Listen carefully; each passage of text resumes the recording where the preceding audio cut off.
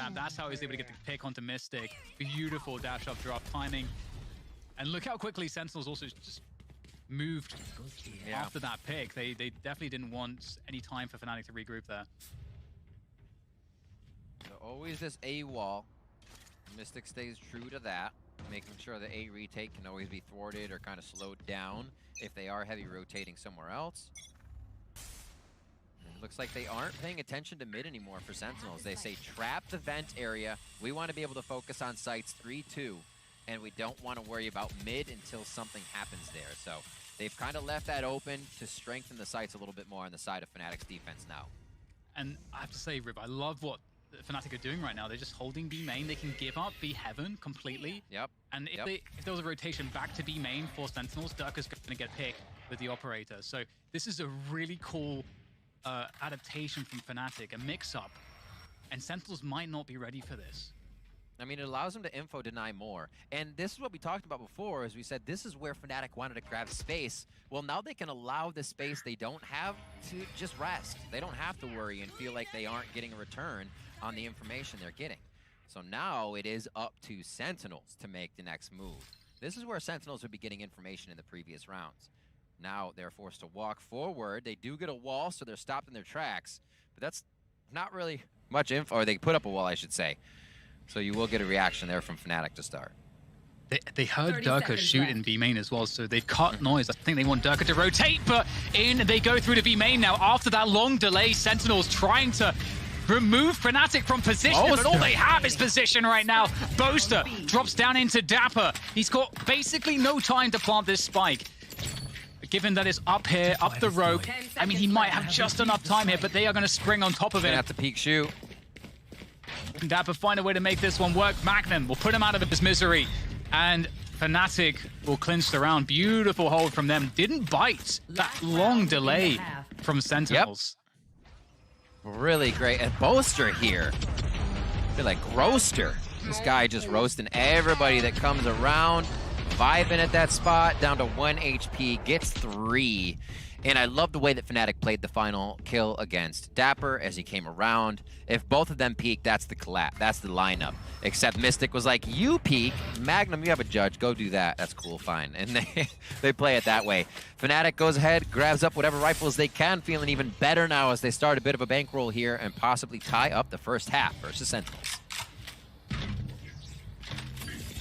Cage up there will get Sentinels looking to shove all in, it would appear, towards this divide. Cosmic divide comes through, and Sentinels looking to get some kills here. Yeah, I think they're just trying to provoke a reaction and try to get kills. Right. And interestingly, there's 2 players on the site here, and Mystic, and then things will get very weird. Then Sentinels would have the option to rotate through mid.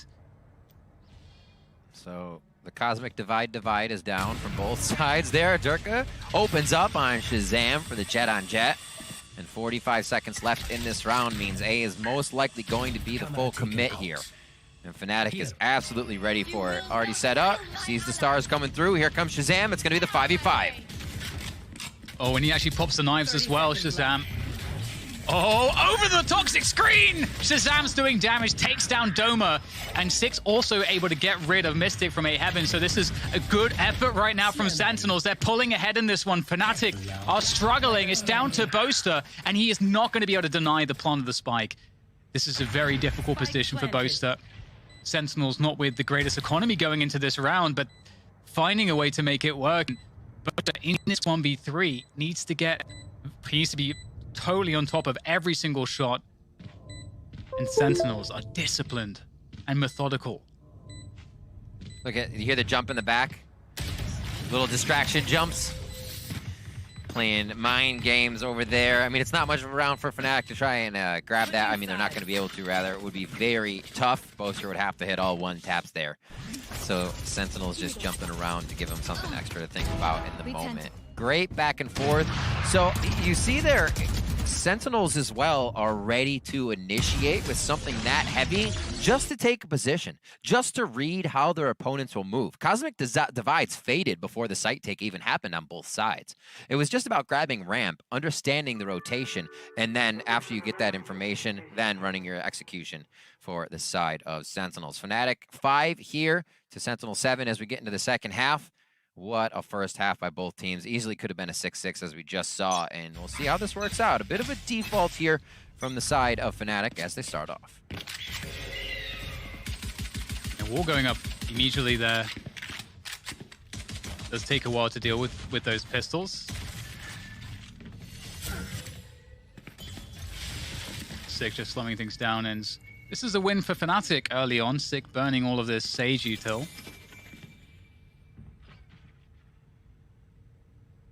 Very quiet here as we have Fnatic slowly ambling their way up middle. Little noise, poison orb out, so they have full control over what would be vent side now. They can decide to hang out here. Only 3 towards mid though.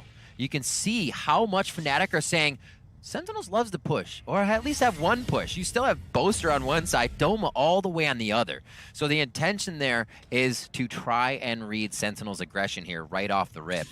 And it doesn't look like they're going to give too much. Info denial pretty much from both sides here towards the middle of the round with 30 seconds left. Yeah, it's going to have to be that B push coming through now here for Fnatic, surely. But actually, no, they're going to fake it. And Sentinels are pretty ready for this. They have 3 players. Players ready on the side to defend. In comes the gravity well as well. That's a perfect timing to slow things down. That very well tees up Shazam for that frag. Fnatic are going to just try to barrel onto the side, but Six still elbow is immovable from that position. And Sentinels, they're going to be pulling ahead on this one. Fnatic can't find the finish they were looking for. And this is what we talked about earlier, Riv, too. You know, Sentinels are so good at playing passively on their defense. Yeah. It's very difficult to play against. What?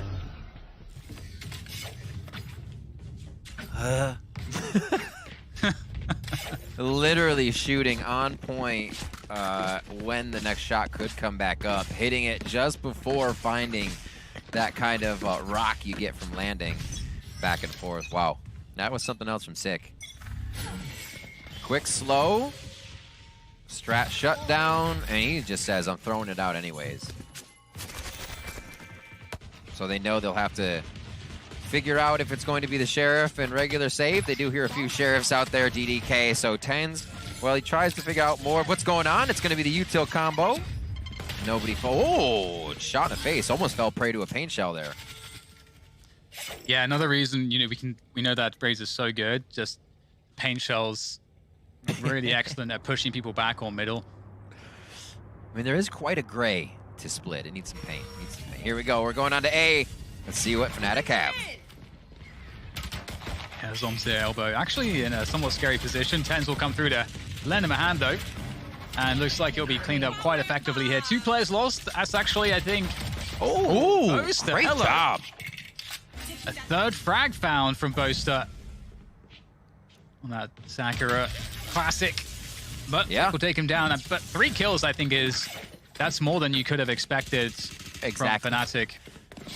That's a big hit on the money over on the side of Sentinels, especially the way they like to play, trying to get Shazam an op pop, possibly. Maybe he won't here. I think Shazam shies from the op, as we see it a bit on the defensive side. We did see him do it on offense, but maybe they'll answer back-to-back here. So he goes for the Judge, which makes me think he may have an op in the near future with going light buy-ish now to keep this for a few rounds if they can. Fnatic going quick here towards this A site. The spray from Zombs is damn good. Oh, man. Oh, my word. Those Astra Stars, though. They're being very effective here for Sentinels. Shazam's lurking with a Judge. This seems very difficult, if I have to say, for Fnatic. They're getting pulled apart. Player by player here. Oh. Not going to be able to find a couple kills. Mystic also chimes through. Mystic has just made himself a 1v2. Definitely quite doable with minutes to play with. He could, in theory, walk all the way back to B. That is a possibility here for Mystic. Would have Mystic to cross, is, though. He's spiced up a few rounds, honestly. If we remember his Icebox round, the pistol he clutched with the double pistol and then defuse, he is great in these tight situations. It's usually we're watching somebody else on the team like Durka or Doma or Magnum kind of flying around. But the Quiet Viper, the info grabber here, Phantom in hand, definitely able to make this play as Mystic loves these kind of intense situations. 30 seconds left. Yeah, using the orb to suggest that he's actually using the orb as a fake. And so Sentinel's not buying it at all, but it's very smart from Mystic here. And now possibly got to have the right timing, but Zoms is going to have that better timing. Finds Mystic. I think Mystic played that extremely well, but it will be the 10th round on the board here for Sentinels. A mere 3 away from taking map 1. Expected map for Sentinels to bag here at the beginning of this best-of-5 finals against Fnatic. This was one of the ones, as we said before, as we kind of just recap those maps, out of Challengers 2 all the way through, Split was played 10 times by Sentinels with a great win rate on that, and only 3 times by Fnatic. So while teams have practiced it and they've got themselves rounded, it's much different than the stage game, and you're seeing the comfortability of those 10 plays, of the consistent competitive testing that Sentinels was able to get here. Going through 10-5 now, as you said, Dan, and we're going to see another A strat coming now out of Fnatic. Yeah, very fast push there up a ramp, pressuring A Heaven, taking that away from Sentinels. Boaster actually picking off Zoms here, so they have side control. Oh, Shazam sprays through the poison orb. That's going to slow down the spike plant. Sentinels being held at bay by this poison orb just for the moment. Just enough time to get planted. Not really any post-plant positioning here for Fnatic. It's going to be a hard hold, but that's a good start there from Magnum, indeed. Nice Viper's Pit. What do they have? Can they throw a cam in there? If it's up, cam's not up for him, so we won't be able to use it just yet. It's kind of have to be the run and gun. TenZ does have 2 blast packs and the Judge if he wants to fly in. They find the right corner. The high walls of Valorant allow you to just kind of draw your cursor down the wall, find the angles, and that's exactly how they find that kill in the Viper's Pit. Now into the site. Nice start by Doma, though. Oh! 2 quick kills with that Sheriff, and now suddenly Dapper's without any time here. There's no time for him to actually do this one anymore, and they're just trying to get out of there. Dapper's going to at least try to make it hurt, but no, Mystic actually denies Dapper. Will go down, but he got the kill on Dapper. And that's Fnatic with the 6th round now, and that's a really impressive round to win. Doma's Sheriff is something else. Oh my word. He continues to come up with this. Magnum as well with the sneaky sneak. Says, hello, thank you. Gets a peek once and says, nah, you don't even get a second chance. Another headshot. Wow. Doma wins that round for the team. That was absolutely huge for Fnatic.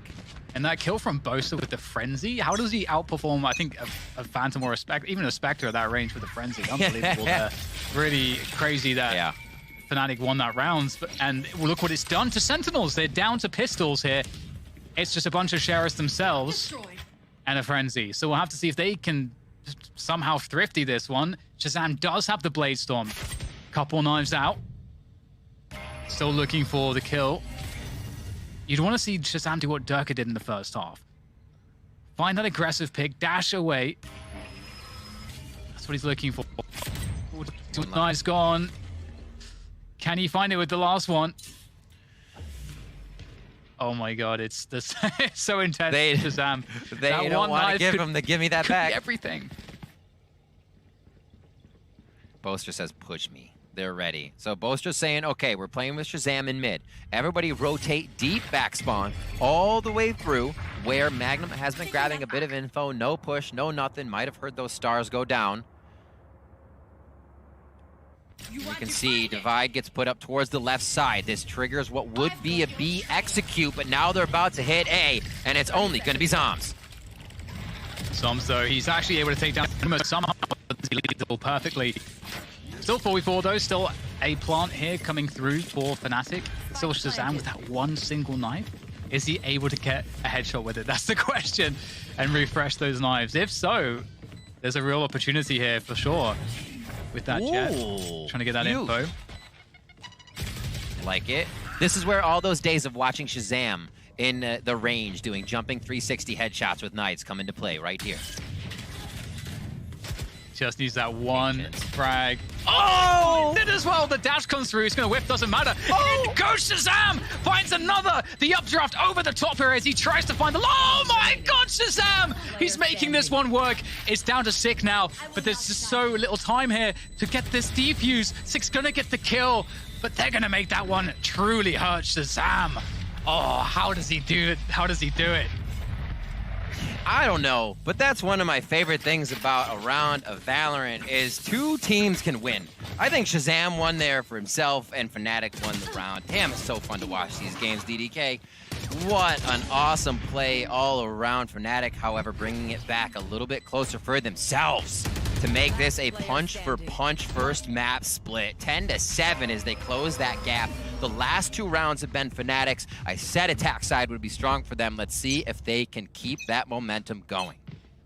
Yeah, what Shazam did there ruined the economy of Fnatic. If Fnatic lose this round now, they're down to a save, so then that would have Sentinels effectively on 12 rounds. So that huge round here.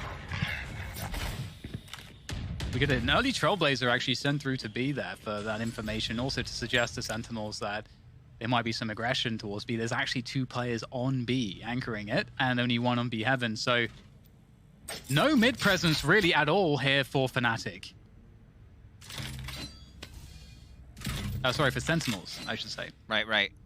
Slowly walking it out, making sure nobody comes down at least, but that's about it. They will start to push up slightly. I want to grab a little vent control to make sure the rotation is theirs. Also, being pushed this far up as well, excuse me, for Zoms, you get a lot of info, a little audio cues, footsteps, people leaving A Heaven. It means a lot more. You don't always have to be shooting people. Your positioning on a map can just deliver you so much information. Now you also have Dapper in that situation, a vent, and they're waiting to get this play as Shazam gets himself pinged out and found 30 out. seconds left. Is going to be opping on that defensive side with the operator, though. Said he might shy away from it, but nope. Oh my God. That's delaying so much. Those smokes, you can't really push those smokes. And they're going to have to go towards A here to try to sell this as a fake to at least try to make the entrance to be easier. And it might actually be the case here because Fnatic are going to get themselves across, but maybe Sick can deny the plant. There's no time here. There's no time. They've got to try to plant this one. The trade does come through. Oh, they're going to get it. Deny Sick. And indeed, with half a second remaining, they pick it up. And now Sentinels have to retake, but they do have this upper position. However, this lurk from Boaster could be everything if he times it correctly. Can't be too quick, can't be too slow. Oh, Boaster. It's a delicate dance, and he's going to absolutely nail Shazam. One more player to go, and he can just try to pressure here, and then comes his teammate Doma in for the assist, and then that leaves it on Dapper.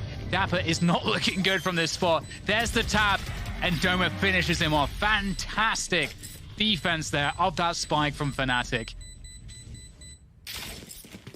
Was that round 18? Round 18? That, yep. I am keeping that in my head. Holy Fnatic. Literally in between Sentinels in their own defensive strategy. Look at Doma. What is this? That was orchestrated perfectly by Fnatic. To just be waltzing around Sentinel's defense, and they're still wondering what's going on. That is Fnatic turned on. The momentum is there. Let's see what they got here coming into round 19. Yeah, we talked about how losing that round for Fnatic would break their economy. Well, the reverse has happened. Fnatic have broken Sentinel's economy, really. They're stuck on pretty crappy weapons, except Dapper, who does have the best gun in the game, of course, in the judge. But with that said, we'll see if he's able to use it here, because Fnatic, what you would want to see from them is teams at all levels really should have an anti-eco, anti-force buy strategy that is specifically designed to deal with buys like this. So you maximize your own strength with the rifles and the superior utility and armor, and you minimize the strengths of your opponents, which is usually the numbers or playing close angles, or these are the spots where they're going to get kills. So see Fnatic now looking to close towards the A site, but that is actually where the most defenders are at this point. Again, Viper Wall off-site for what they want to do. Activating the smoke over on B currently. That's what Boaster just did. Activated the Heaven smoke as well as they hit A with all those Astra Stars, and now Shazam's going to start him off. That's a good start as well for Zoms, actually, as he's holding backside still. That's a spike down as well, so the true intentions cannot be questioned as the evidence is there. Magnum trying to wrap his way around. Dapper just causing problems. Still takes down Sick. Does not care about Dapper's cam shenanigans. And it's all up to Dapper, and he does not have the tool for the job. Boaster nails him, and that's the round for Fnatic. Great anti-save there. And that's 9 to 10. This is getting scary now for Sentinels. Absolutely, and this is what we said before. Boaster said it, I repeated what he said. We are a momentum-based team. And you can actually look at it off the play we just watched. They run around the backside. Sick goes, wait, what? He got hit with momentum. Yeah, they darted out a Fnatic player, but Fnatic knew exactly where the rest of the rebuttal would be from Sentinels, that they could run through the defense, and that momentum is giving them the agency to continue to control these rounds. Is it shut down, though, as Shazam with one shot there? Durka comes in, takes down TenZ. Is it another? Yes! Durka just truly bloodthirsty there, charging his way forwards. Another dash comes in to try to keep that pace high, taking that B side by force. And Sentinels don't have too much at the moment. They're regrouping, but Sick might be able to find something as these Fnatic players scurry into post-plant positions. Have to get the plant first, though, and Sick is going to try to drop in as Dapper also gets that angle, but it will just be Dapper left standing there now. As Zoms replaces Sick's position, perhaps, up on this high ground. But again, there's so many Fnatic players here. Spike now just being planted. Dome is going to hear everything. Oh, the cam tag comes through, and Zoms will get traded out. Fnatic! It seems like they're doing it right here on Split right now, Riv. 10 to 10. They tie up the score. Absolutely. The rounds coming in on the attack side. They're hitting Sentinels with the 2,900 buy loss credits right now. So Sentinels are kind of stringing buys together. They can't really capitalize on any cash other than 200 credits they're putting in their pockets like Zoms did right there. And it's going to be tough. This is when Fnatic knows, this is when Boaster knows he can start stretching you even more thin, or even thinner, I should say, in this situation. When they can start pulling agency to one side, Sentinels is going to react a little harder, bite a little more, and Boaster and the squad are being able to use that rotation perfectly. Seekers are out for this one as they're guaranteeing themselves little bits of advantage. Yeah, such quick space you can gain with the Seekers going in front of you there, and Fnatic once again running the same play here. Durka charging his way forward. Not too much here for Sentinels to defend this one, as they are now stuck outside of the sites. They've been locked out. And Fnatic holds the key. Spike now free to be planted. Shazam's be spotted on the flank. Magnus will be very cautious. He doesn't go down here and give up that Phantom. It's almost better to stay alive and just keep Shazam on that frenzy than risk the engagement. Oh, wow. A little alcove there. The Doma. At Viper's Pit, too. They are trying to lock this in. And remember what I said about Icebox, is that they will use Cosmic Divide and Viper's Wall almost simultaneously. That with lockdown things, they love to do it. On Haven, they'll do it as they run up to the site and just slam it down. Cosmic Divide goes up, Viper's Pit just grows through it, and you're like, oh, by the way, we have two things to get through. So the Cosmic Divide into Viper's Pit is a tried and true Fnatic love there, and they successfully grab another round with that strategy. And now Fnatic are in the lead. Yep. And we are coming toward the final rounds, the final moments of map 1 in this row now. best of 5. Doesn't seem like Sentinels can stop it. Their defense is just falling apart each time. The ground, so it's Fnatic gaining this ground now. In a game where Sentinels wants to try and info deny, the ground they're giving up means Fnatic is on the front doorstep when they're starting the attack. And that has not been an adaptation Sentinels has changed to just yet. Fnatic saying, thank you so much, we'll take the room. Here again, anchoring towards A with the spike for Fnatic. And we'll see if they can get some info here. It is a bit of a stack towards A, so we'll see if this plays in Sentinel's favor. Yeah, Sentinel's trying to mind game Fnatic here, just as you say. Sentinels gets that kill in mid, but there's been so much success with fast mid B splits. Sentinels are like, we don't think you're going to do that again.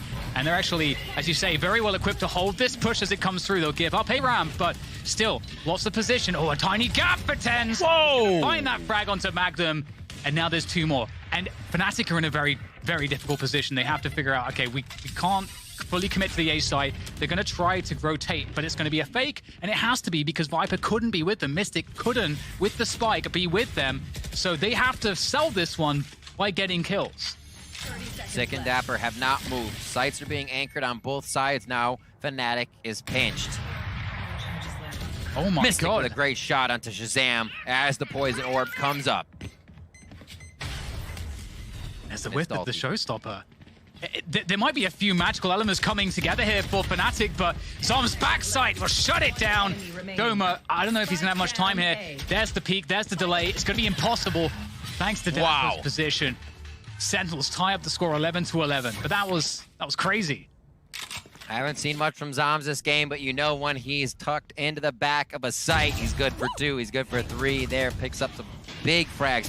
I don't even understand how you see this TenZ. Picks up a kill there, and great job by Zoms at the back of the site to make Doma work for it. That was a much-needed round. That was 6 in a row until Sentinels was able to stop the bleeding right there. They bring it back into their favor, but the bankroll from Fnatic is there to the end of the game. It does not matter.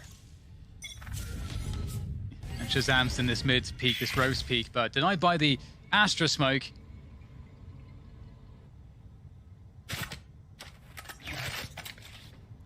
And it's a very slow pace here from Fnatic in this default. After a bunch of fast paces, medium paces, they're just showing absolutely nothing. Oh, Shazam, though, will peak at the right time, but doesn't land a shot. And Fnatic now have that delayed mail control.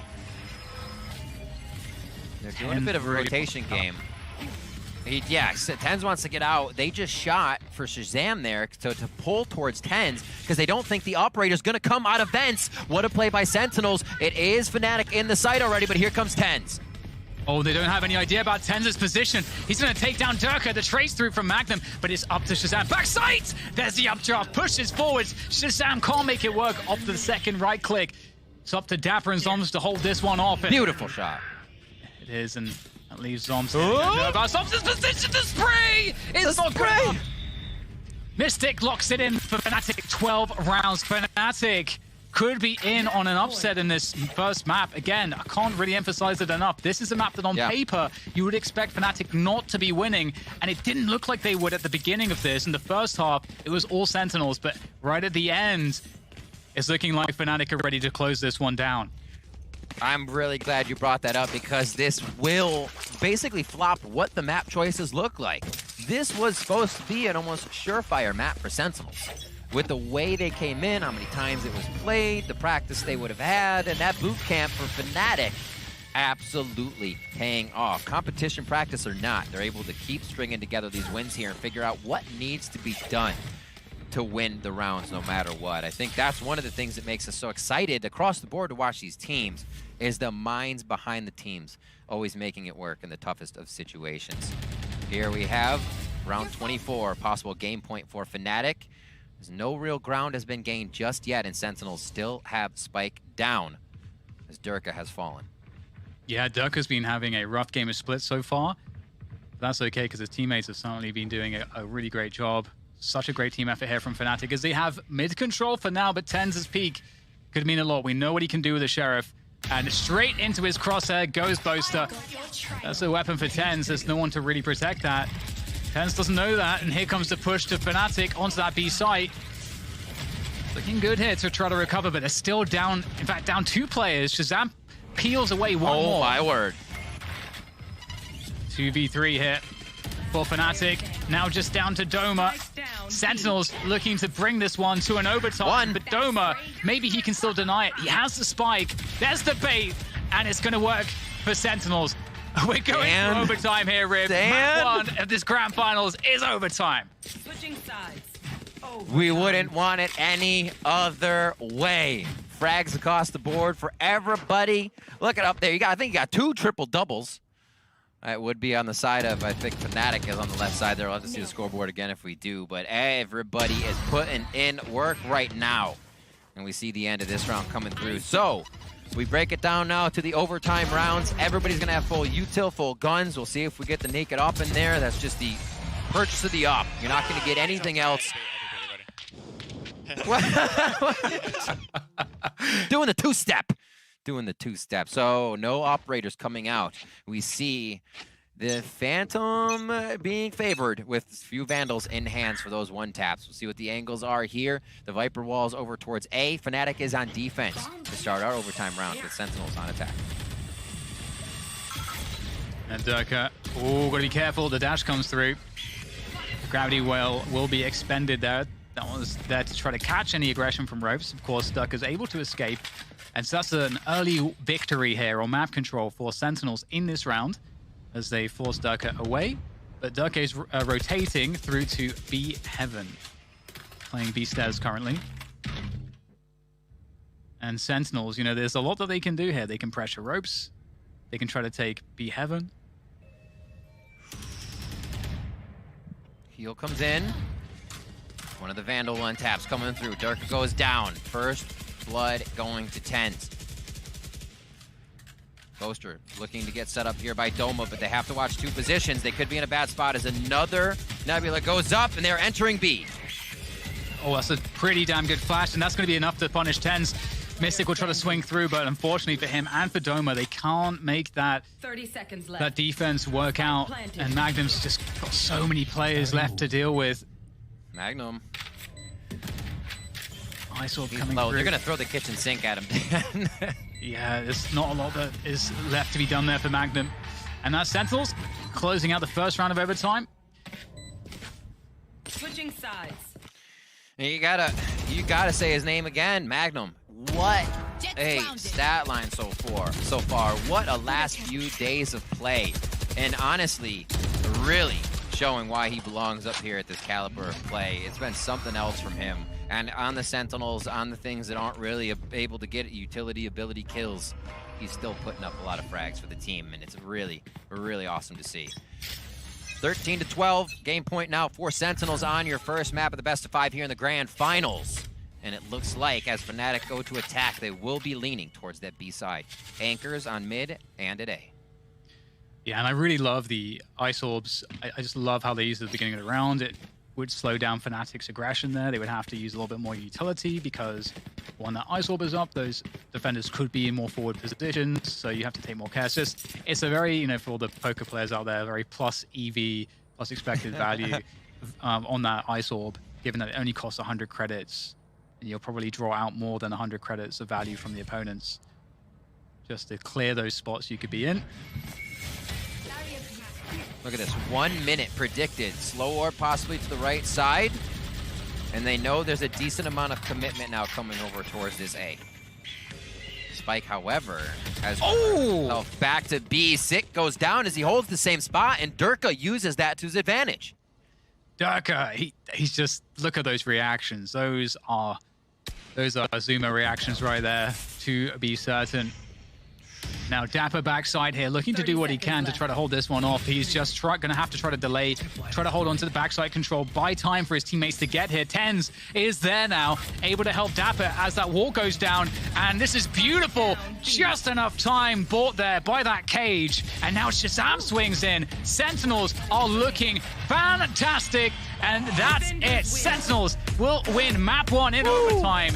A huge save from Sentinels. Again, that's going to be a massive sigh of relief from them. I think they would have been sweating had they lost this first map.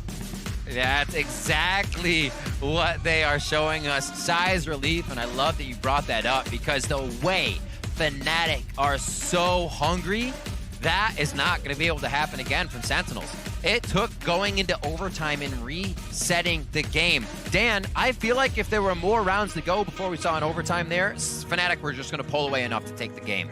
But the game was so close, punch for punch, the rounds came back. And we can see the discussion going on. They're not mad, they're not angry. But that is one of the first times we've seen Fnatic leaving the stage, instantly discussing what they were going over. Yeah, and honestly, that is the best possible way to lose a map in this grand final because you're playing it against Sentinels, definitely a team that's going to be leveled up by individual confidence, and to have a very, very competitive map really push them to the limit, that's going to be the best case in terms of keeping their confidence in check and making sure that you as a team feel like you have the confidence. Now, if we look at that game as well, Durka struggled to have the impact that normally you would want to see from him on Fnatic, but his team still did a marvelous job keeping that competitive. So, with that said, with map 1 going in favor of Sentinels, we're stepping away for a short break. When we come back, Fnatic fight back for the trophy. We'll see you after this.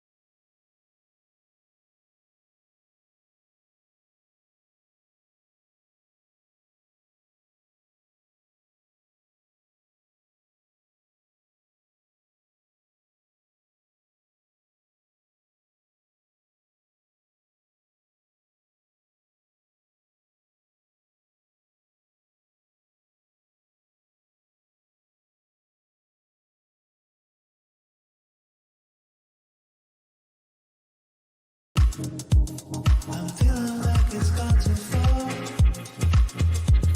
and we don't wanna watch you fall. We've gotta get away from here.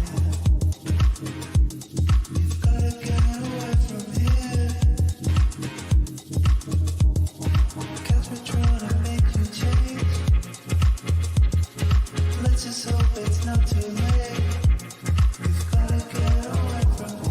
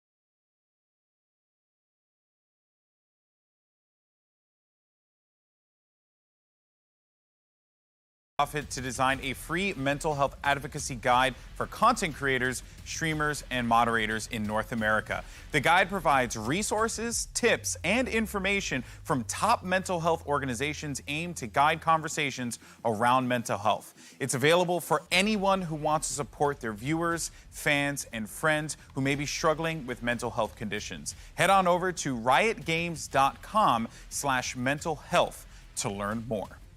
Welcome back, everyone, to the studio here. And man, I was looking at the script real fast, and then Sentinel's kind of, Sentinels, you hear me? Sentinels kind of like gave up the script, and then Fnatic was like, no, we want to rewrite the script. So I'm kind of glad that this is the situation that we find ourselves in. Sentinels take map 1, and the script is fine in this first best of 5 series. Now, Ben Silly, we'll take a look at our Prime Gaming map highlights here, but what a way to kick off the grand finals. My goodness, I'm all hot and bothered. Golden Boy, Potter, Mitchman, there's no better way you could start this off. Kick things off in the grand finals of Masters 2. An overtime map on map number 1, and this was off how good Fnatic looked here on the attacker side. I did want to mention that on that intro before we got into that map. Bringing out of the sky, what can they do? Can they keep the jet? And I think they used that perfectly. The way that you actually had the sky flashes to come out to enable Durka to just run not only behind Trailblazers, flashes, and the Seekers, but it enabled him to also create that space, get the first bloods when they could on the attacker side, and also allow the rest of Fnatic to really move in together right after that. So I think they played a perfect attacker side too, but there had to been a lot of highlight plays for Sentinels to be able to pull that off. I think they lost a bit of that drive whenever they had that tech pause, and Fnatic just took advantage of that and just ran with it. So you have to be careful with it right now, right? It's been a sweaty first map. It's been stressful for Sentinels, where it's a map that they're supposed to win quite easily, but now you get into map 2, where it's technically Fnatic's playground. Yeah, and it's very clear that Fnatic are in the heads of Sentinels here, because everyone said, we joke about the script or whatever, but, you know, conventional thinking will have you believe that Sentinels should have walked away fairly handedly, given the results that we've seen in the past of Split for Fnatic. This should have been a decisive Sentinels victory. Instead, it goes down to OT. They're struggling to pull up the win. They do so in the end. That's what matters for those guys. They get one on the board. But Mitch, one player who we talked about in the pre-shows having the best day ever, and his day seems to just keep getting better. Despite the loss, Magnum is still putting in the work. Yeah, Magnum's able to put up some serious figures here. And what was interesting, the kind of switch up, I mentioned that versus Team Liquid, he actually was tied up in opening duels. I think it was 12 with Durka. This time around, not so much. It's like the mid to late round where Magnum really reaches his peak, and that was when he was flanking them out and just harassing the back lines. It felt like if you push down the B side on the attack, you'll face Magnum, you'll lose a lot of players. But when Fnatic swapped to the attack side, you could not figure out where this guy was going to be. He just had so many impactful mid rounds and trades. I really enjoyed watching him play, but the big concern for me was Durka didn't really show up. And I mentioned, yeah, the attack side, you can have those kind of weaker performances statistically as a Jet, but on the defense, he was not winning duels, and that needs to change coming into Bind. Yeah, undoubtedly. And what makes that challenge that much more difficult for Fnatic to overcome, Potter, was the way that Sentinels plays. They do not allow their opponents to have the easy frag, if you will. Yeah, exactly. And we know how good all of these players are, but take a look at Shazam's positioning. He was in the ropes area. He sniffed out a potential collapse coming his way. And instead of going for the easy eco kills, he dashes away, he sets up a trap, and the Sentinels just mow them down. And this duel right here, another important factor. Sentinels, they're not making it easy for Fnatic to just find those 50-50 duels, find an opening kill. Anytime they get contact, if they're garnering that aggro, they're bait and switching, they're double peeking. They're doing a lot of clever plays that don't just rely on that headshot percentage to be able to convert these kinds of rounds. Yeah, you know what? This game has been incredible, and it's already been game 1. Only game 1. We couldn't have asked for a better way to open up the grand finals here in Reykjavik. But for now, let's send it over to your casters as we get ready for map number 2. It's DDK and Rivington.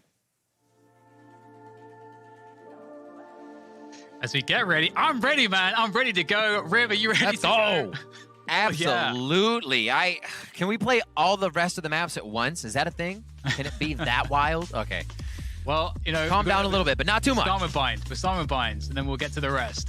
And this is the Prime Gaming Agent Select Riv, and off the bat, I am compelled to ask you, are you happy with what you're seeing here? Does this all add up? Looking at Sentinel's squad, they got everything from the Raze, the Viper, to the Astra, to the Reyna, as we would expect. And I don't think we're seeing too much different on the other side. Sova, Brim, yeah. So we're good to go. We're good to go. Composition played 25 times by Fnatic. Tried and true. Coming out of the Prime Gaming Agent Select for them here on Bind. And Sentinels have been running this one for at least 4 plays, which kind of does span a bit of time.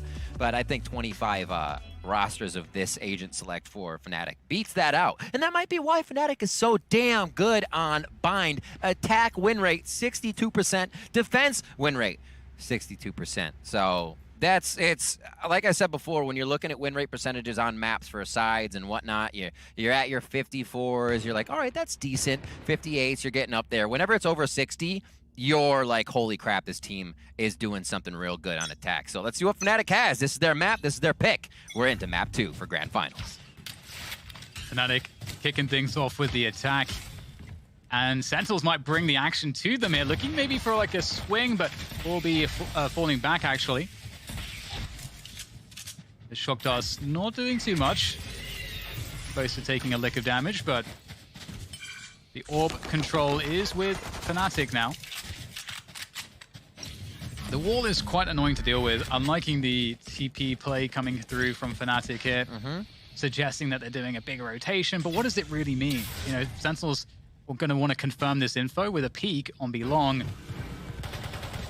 and they just saw nothing off of the peak. So now that means that there's an advantage, there's a window, there's a hole here that Sentinels rotating to A because they think that this is definitely an A play. Beautiful fake from Fnatic, my goodness. Oh, I got Boaster in there doing the flex with Brim. He runs in there solo, runs back out. The wall gives him a bit more cover, and now it's a scramble. Shazam here on the outside. His shock dart is already, or sorry, sonar dart has already been used, so they can't get that in. And now it's just going to be havoc being wreaked by the pistols. But the question is, what is there for the post plant? And that's the answer. We get those snake bite lineups. That's going to cause all kinds of problems.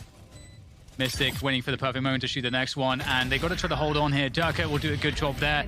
Mystic, with that snake bite, able to take down another. And this is looking quite grim here for TenZ. Last person standing, Durka. It's going to be able to swing with that ghost. Beautiful. Make it look easy. Beautiful stuff indeed. And that fake was, that is just amazing. I can't really put it into words how impressive it is and how perfect it went.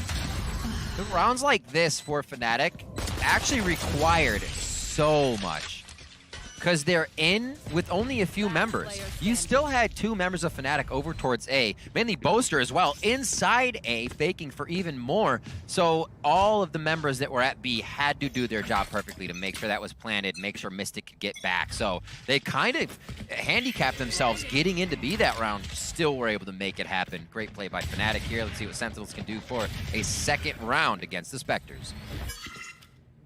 And Fnatic with that opening, taking control of Showers, picking up the orb. Of course, they are just against pistols, and they're well aware of that. You know, normally, you'd love to have a way to get information as to where the stack is going to be, or you'd want to try to pressure something to really mess with the defender rotations. And I was about to say Sentinels being extremely quiet, not showing themselves. That's the only moment that a Sentinels player showed himself, and it's a Sheriff headshot to kick it off. Quick nade to the back, a little displacement is good. As Dapper gets rocked pretty hard here. So the sonar bolt comes out. I'll get it right one of these days. Beautiful job by Mystic, and it's just slow play. Don't go too hard, too close to the angles, knowing there could be a shotgun, there could be a Sheriff. Play it from distance, and Mystic just setting up all the utility to make sure the plant is nice and easy. Yeah, I like how he's done this. Very methodical. Dapper will get flashed. That's information. They know one is towards that elbow position now. So, oh my god, Sentinels. They definitely have some aim with that Sheriff, but the Spectres still look to be strong enough to hold this site. TenZ is still alive, though. Oh my god, Six just running in and spraying through the smoke. That will be Fnatic closing it down. 2 players surviving, so Sentinels did do an immense amount of damage somehow, but very well played from Fnatic. Kind of like what we saw going the other way. It's like Icebox first few rounds now on bind, but flopped for Fnatic. Getting a good amount of frags, getting fragged on. And we will see Mystic starting off nice with a bit of money in his hands. So CC has 300 or 3,000, 3,400. So really good money starting now. Doma loves to go for that Phantom real early. Him and Magnum are going to go ahead and buy that to make sure they have a bit of hold here versus, a bit of attack, I should say, versus Sentinels. And a quick play towards Showers. So Sick grabs the info that no play for the orb just yet, but utility, double utility, expended towards that area already. Yeah, it seems like not much coming from the util there from Magnum on that Showers position, but a retake from Fnatic regardless of this position. Contacting in, which is an interesting look at things because, of course, you know, right now, Sentinels, we talked about this before, Sentinels are pretty happy to play fairly passively and with limited information. They have B-long information right now. So we'll see exactly after that recon dart how Sentinels are going to respond here, because that's their last bit of information, is that recon. And Fnatic are looking to really slow this one down. So this is going to be a shower push, a few more guiding light from Magnum, and then the hit. Little drone goes in. So I think Magnum is just going to be the real late lurk here. Fnatic's going to be looking to possibly teleport to him, and Magnum can clear the site, but that's been cleared off. This wall and the way TenZ is playing is not allowing that strat to happen. No. Now they go. Now they go. There is just so much to say about that, but here comes the push. A quick switch up. And they're going to be holding on to this choke point right now. Fnatic, I don't know if they can get through this. A whiff paint shell, but they still can't get through that choke point. They're not going to have time to do this one. They have just simply run out of time. Oh my word. God. Dan, this this was heinous. Exactly. That Viper wall, now we see what it does. Whether or not TenZ is standing there, the initial strat to want to TP or know if that TP area is safe is now real muddy. And we saw that. The play was to go back over to Sky on the other side of the map. But since TenZ can own this area, that doesn't happen right away. It stalled the strat at a perfect time. And Fnatic was left kind of scrambling at the end of their own, not knowing the Sentinels were going to pull that off. So we see that Viper wall again, and now we know exactly what that little corner it does by the teleporter provides, just in a mental game for Sentinels. I get I was going to say, somewhat of a battle here from Fnatic for Showers. More of a concerted effort from Sentinels to take that Showers control. But they will give it up. Sentinel's not really interested to actually fight over these positions. They just want to force Fnatic to expend utility themselves, to slow down Fnatic, to keep Fnatic guessing. You know, is Sentinels pushing this? Do they have a player here? Right. And you would think the answer is yes, because you're playing against Sentinels, right? So the dynamic and the game change that they're also providing and not pushing is causing Fnatic to have to move the chess pieces around a little more. Something they're used to. Not going to be too much of a problem. That's why we're getting such damn good games out of this. Whee! There's nice. two Astra Stars there on short, though, to try to block this push. Do Sentinels have enough stall here? I don't think that they are going to be able to stall this one out, especially given the Seekers coming through here as well. Big effort, and the orbital strike is going to be popped as well from Fnatic to truly take control of this site, but they're still struggling. TenZ with a peek around the side of the smoke is keeping this effort from Sentinels alive as they swing onto the spike. Fnatic holding on, though. A 4 versus 2 advantage for them at this point. The recon dart sent flying, but it really seems difficult here. TenZ needs to find that first magic kill to start setting the action into motion. He does get it, but he's going to lose Shazam in the meantime. Heal comes through, and Doma with the peak. Fnatic closing it down 3-1 now. Really nicely played by Fnatic there. You know, we see TenZ coming in, missing that nade. Sick coming in, missing that nade. It would have been actually very big to get in the shower. So a few mistakes there on a Sentinel's kind of retake. Defense retake. I'm just getting back and forth now that we watch the replay there.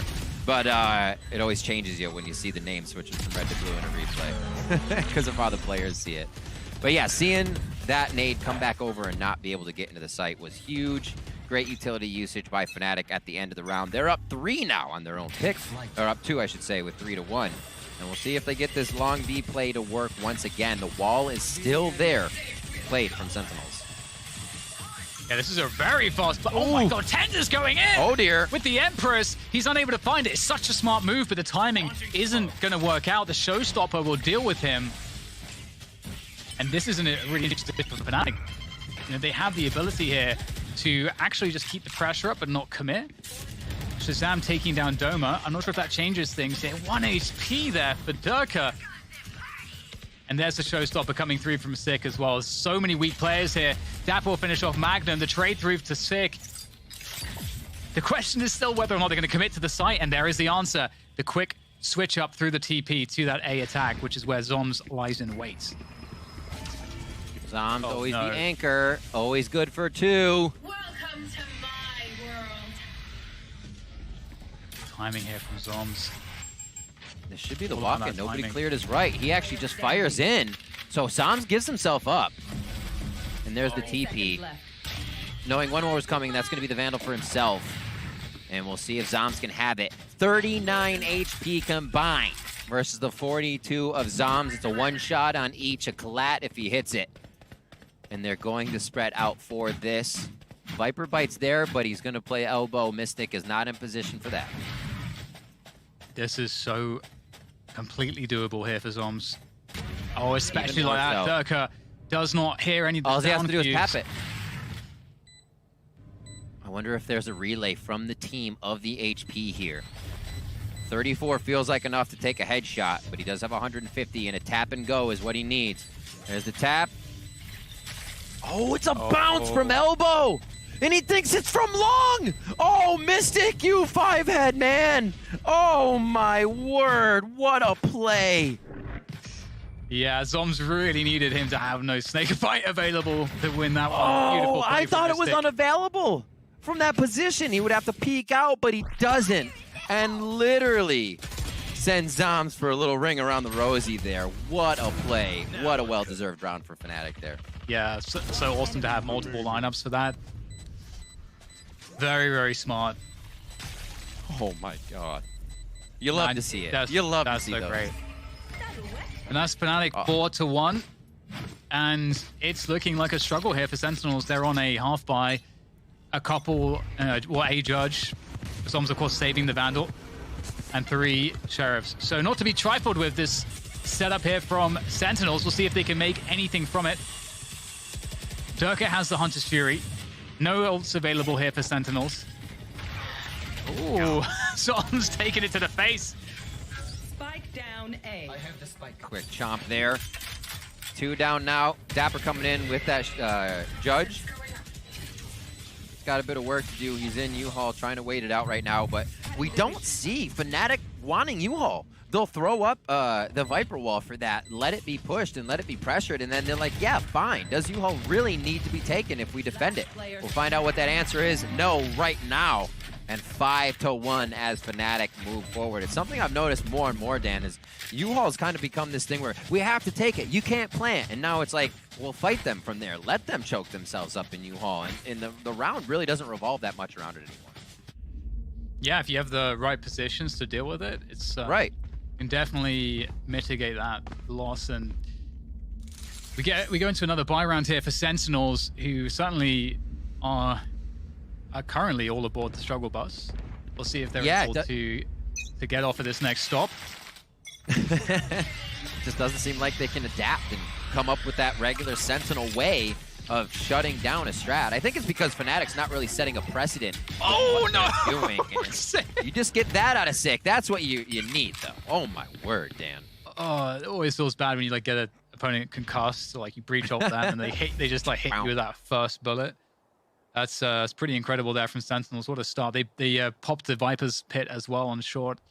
So here for Fnatic, they're feeling like there's no other answer than this B push. The brute force has to be what brings them over the line here. They'll get the initial pick, but they're quite tagged up, and Zoms is going to be able to delay this. Quick drone in.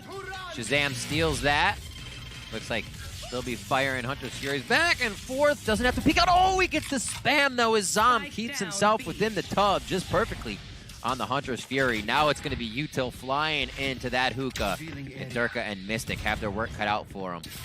See if they can gain a few alt points here along with credits before they get pinched in. If they go one side here, they're only going to find Viper. That could be huge, leaving Sentinels out of position, but it looks like it's going to be pretty much a save here to see what they can do. Yeah, it's such a difficult spot. It doesn't feel like there's any answer here for Fnatic. So you start to assess, okay, well, what can we do? What is the best result from what we have? And it's, you know, either a save or doing a lot of economic damage. The preference on the save, it looks like. You know, Fnatic are going to have a pretty solid economy. So, or at least I think that they should. We'll see the money maybe in a moment. But there could be an argument for them to go for kills to weaken Sentinel's money, but right. I'm sure if that was the case, then they would be doing that. Well, we're seeing it kind of tip over into alt realm, right? You have, sometimes you'll get the, I mean, the first time we saw these teams play, it was a round 3 dueling Bladestorm from both Durka and TenZ when they were on Icebox. So now we're into 4, 5, 6. We're getting to round 8. And you see more ultimates. You see them start to kind of string together, and that was Dapper being able to use a Viper's Pit to just push the team to the other side of the map, right? So slowly, Sentinels is finding ways to secure themselves around by setting the pace with those ultimates, as we saw Fnatic doing that last map as well with Mystic's ult. Yeah. See what they have here going in. A couple notes here is that we have both Seekers and Orbital Strike available. 2 great offensive ultimates there for Fnatic.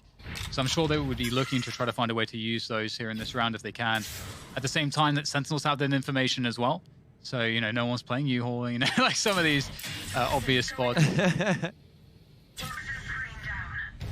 Just we're seeing the presence from Fnatic, you know, running that default, trying to make it look like it could be anything.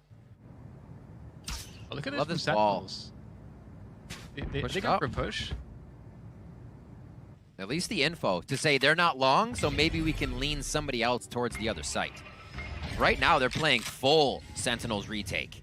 You can see that here. It looks like they all actually might crush through the teleporter, use Viper's wall to then come through showers and route mid if they don't all rotate and lean back with the way Sick is about to rotate. So this wall that Viper has up, that Dapper has up, cuts off so many angles, creates so many pockets, and I wonder if that will be their TP through.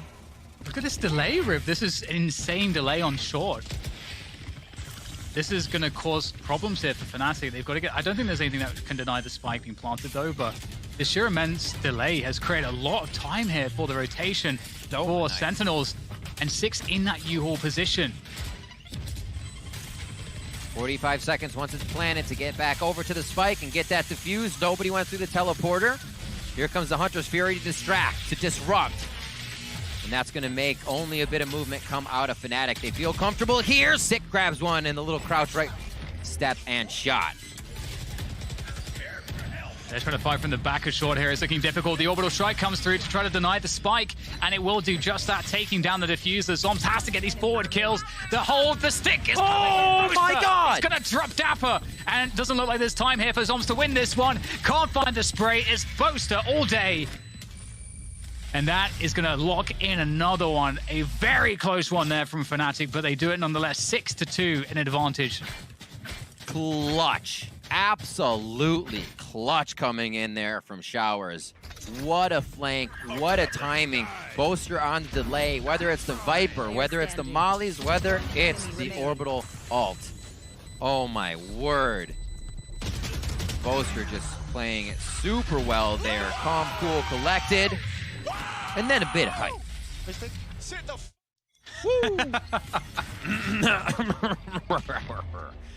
Coming into round 9. Timing on that. Look at this aggression though, Riv. In the next round, the Sentinels are looking to try to strike back here, just take initiative away. And they've done just that. They've got the early pick. That's a great opener for Sentinels. Picked up. Shazam trying to get closer and closer to those ultimates again to make sure they have a way to stop Fnatic on these rounds. They're just out shooting now. The momentum has been gained. They may have dropped a bit at the end during the overtime of Split, but Fnatic from map to map are ones to be able to string that momentum together. TenZ hiding in the same spot, except they're not playing the wall this time. So you kind of see the precedence they set off that play. TenZ will only be there when the wall's there. Now it's an off angle.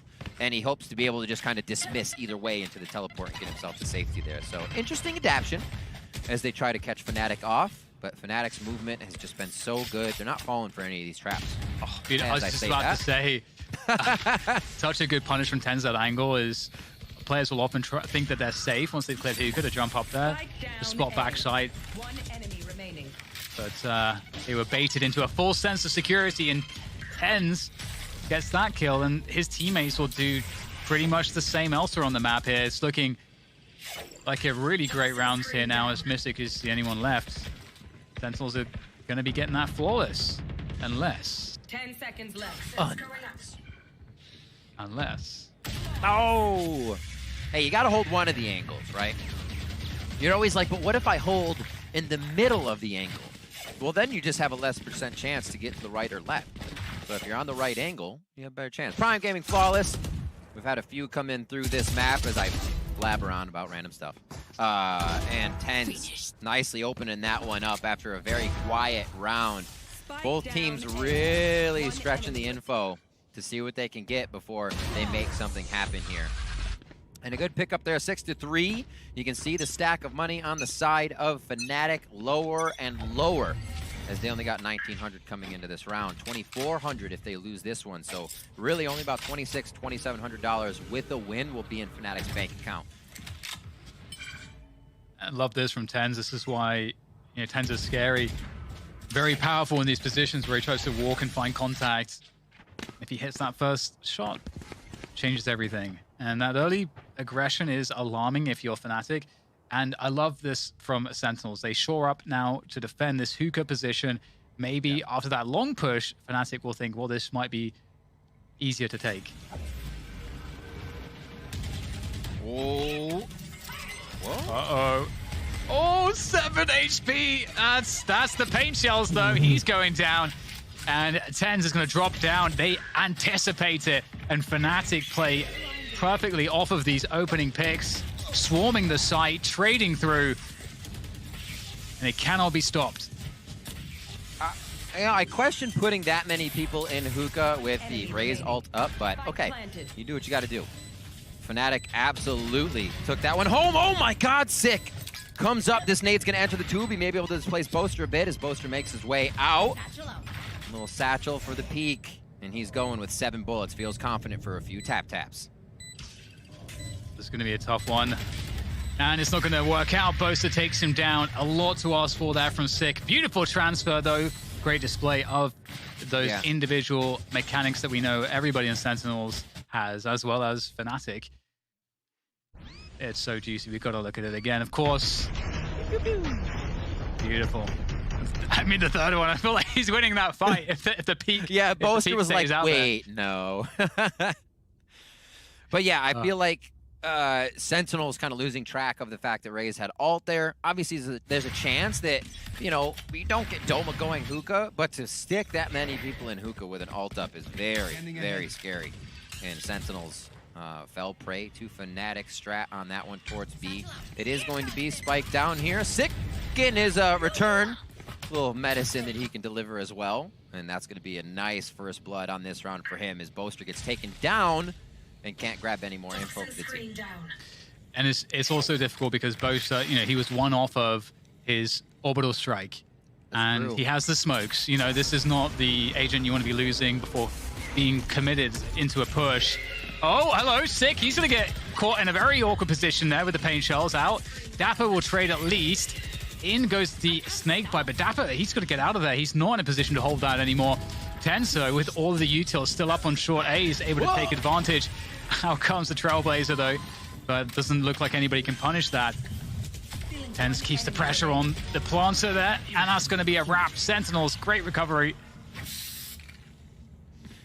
7-5. That score looks familiar for a first half. Let's see if we can get there. Sentinels will bring it back, or the 8-4 becomes the momentum that Fnatic gets to work with. Sick over the molly, nice and quick.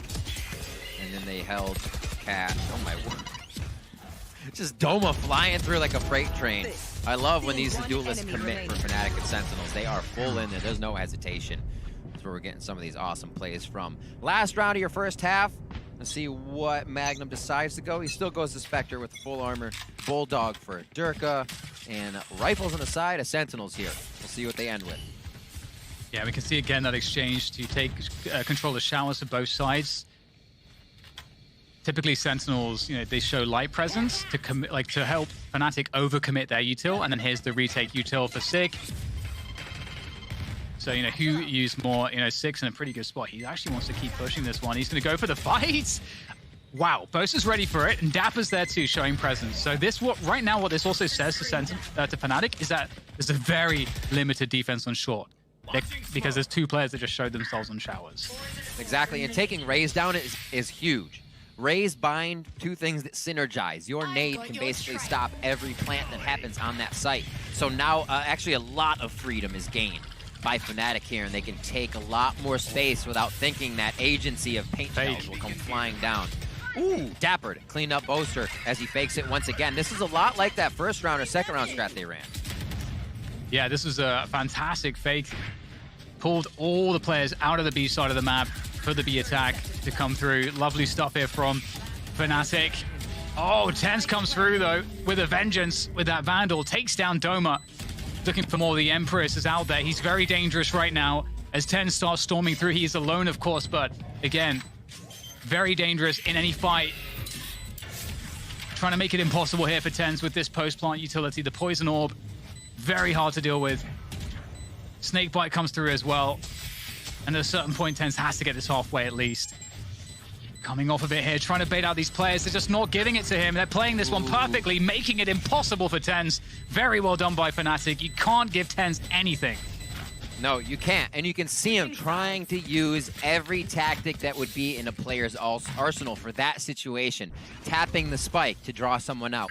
Creating a fake firefight to draw someone out. And by that, I mean you shoot your gun, kind of make the enemy believe you've made contact with one of their teammates. Nobody was biting from Fnatic. They played that super smart. TenZ was doing everything he could there. And like you said, you cannot give TenZ a thing, and Fnatic didn't. And here we go, moving to the second half of Map 2 in this grand final. We're going to flip the script here. And I'm curious what Sentinels will be able to accomplish here on their attack, whether they'll have a better time of it versus their defense. Fnatic's attack is very strong on this map. Very forward setup here on short from Fnatic. Love to see that. So that nade they just threw, the Poison Orb, actually has no effect because there's such a push already coming from Fnatic. So Fnatic are like, okay, that orb's a fake. They're definitely going B. Sam! That's a nice They're not flick. wrong. That is a very good save. If that was a 2K for Fnatic, things would get very hairy very quickly. But look at how they're positioning it. Sentinels are all trying to take control around Garden and Long. Completely evacuated the sites. A couple players quite weak here. Mystic's also low for Fnatic, so this could really go either way here. Durka trying to get the positional information. I think they understand what's going on right now on Fnatic.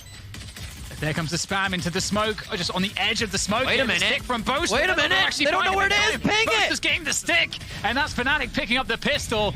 Oh no, Sentinels. Boaster, he's right on the edge there of that smoke. Everybody was shooting at the middle of the box. Did they forget where they planted? That is not something that can happen. Great job by Boaster getting in there. Tuck and roll, gets himself in for the defuse. Under pressure, cutting the right wire. And what a play there. The identification that everybody was long with Durka getting a great owl drone in there. Boaster was like, okay, let's go for the smoke diffuse. Just fearless. Great job by Fnatic there. 9-4 as they pick up some pistol rounds. I'm sure the Fnatic fans are happy about that one. Yeah, definitely. They're looking really good here on what I think in a lot of cases you could look at as one of their home maps. Fnatic are extremely good at this. Home and away. Yep. And so, you're expecting to see this confident performance. That said, TenZ has a Sheriff. He's going to creep out of showers in the forward position. He takes down one. Now it starts to get scary because TenZ is on a roll with the Sheriff as now Sentinels have more ground to work with, more space to start to take. It starts to get quite constrictive here for Fnatic. Not really many places to stand as they try to retake this. And TridentZ is on these angles with this Sheriff. Finally, he'll go down, but has he done too much damage? TridentZ with the Sheriff, Zombs with that damn frenzy. I'm not sure how they do it over and over again. The stick in here, that's going to be a Spectre. Double Spectre coming in now from Fnatic. Dapper with the Ghost. Can he do just that? Cannot take down Durka. That's a jumping classic with a little bit of cheese on the end. And will they be able to protect this spike? Yeah, this is looking very difficult. Zombs in the back as well. Sentinels. Great conversion there from them.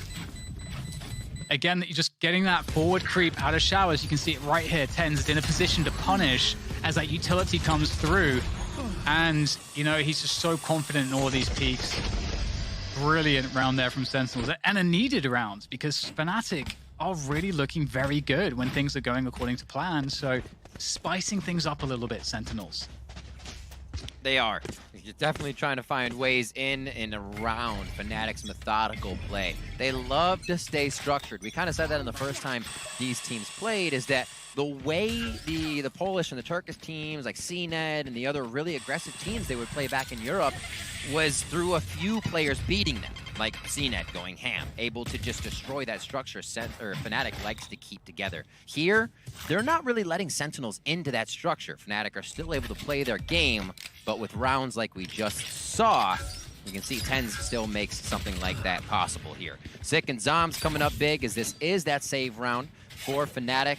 And Dan, another thing to mention is, as we said before, Icebox and Haven in their first meeting, those pistol rounds went 1-1. So this is just kind of going the way of how these teams play. 1-1 on pistol rounds. Yeah, definitely. And that's what you love to see. Just making it as even as possible, even out the variance as much as possible. Exactly. And a lovely Prime Gaming for this moment here, particularly from Sick at the Ends. Boop.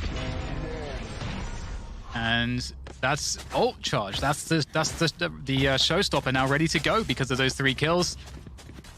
And TridentZ also has the Emperor, so a lot of offensive power from the abilities there, ready to go for Sentinels. And just a few rounds into the second half too. That's a lot of stuff to start with, and that's where you can start to turn the tides of the map. When you know the opponents are back on a bye round, but a win would throw them back onto an eco, you can go for the throat, you can use these ultimates, and we might just see the showstopper being presented here. Yeah, the double satchel perhaps out there. There's already players here, though. So the question is, I mean, Sentinels have no presence on the A side of the map. It does really feel like they're going to commit to this. That's a great opening pick there onto, again, a very important agent. That's the Brimstone gone. Sky's gone as well. Fnatic in a very bad spot. Look at this, though, Sentinels. They're just holding their ground. They're cutting the noise. They're looking to force a mistake from Fnatic. Deep dart from Sand there coming in from Shazam. They know that Pocket's clear and just a little bit around Pocket, but Garden has not been, they have not regained control there. So a lot of damage can be done from Doma. They do decide to use the showstopper to create more space, and this one will fizzle out. But the intentions were there and the space has been made. Oh my word. That was close. Yeah, Still, beautiful. you see what they're still thinking about, Dan, all the time. Any of us would have felt comfortable to plant, gone down, and the round could go anyway, but the players are always ready to make a move. It's such an interesting dilemma, too, when if you go back a little bit into the spot where Sentinels are sitting in that 5v3, and at that point, Fnatic have to stack something, or they have to split up. And so just by waiting, because Sentinels don't have anyone on the A side of the map, but nor do Fnatic. So by Sentinels waiting, they're still guaranteed the ability to maybe punish Fnatic. If Fnatic try to push for info towards B, Sentinels will be set up to just mow them down. Or if it's the case that Fnatic split up, then Sentinels get an even stronger attack. And even if there's a gamble on B, well, Sentinels still have the ultimate advantage, so they're still in advantage. So they just give themselves more opportunities to be ahead by cutting the noise and waiting after these picks. Oh, that's actually such a gross kill to get through the bottom of the wood there. Word. And kind of looking at these past few rounds as well, I should say looking at the maps we've seen throughout teams playing Bind here at Masters Reykjavik, is that Hookah wasn't always attacked throughout these games. It's usually the Raze. Things will happen, but we see Sentinels going there over and over, drawing some smokes, drawing some util. Last round it was 3 in there as they get pushed here through mid. Fnatic coming up strong with this eco. Actually, it's a rifle eco. Spectre there for Boaster and Vandals, Phantoms around the board. Yeah, really aggressive stuff coming in here for both teams. It's like playing F-match at this point. Though it's just Durka and Boaster left now against 5 players, so certainly a grim outlook after the dust settles. And Sentinels just sticking together. They're not putting anything to chance here, making it as hard as possible here for Fnatic. Ooh, with that said though, starting to get a little problem in Boaster, but he's going to get taken down.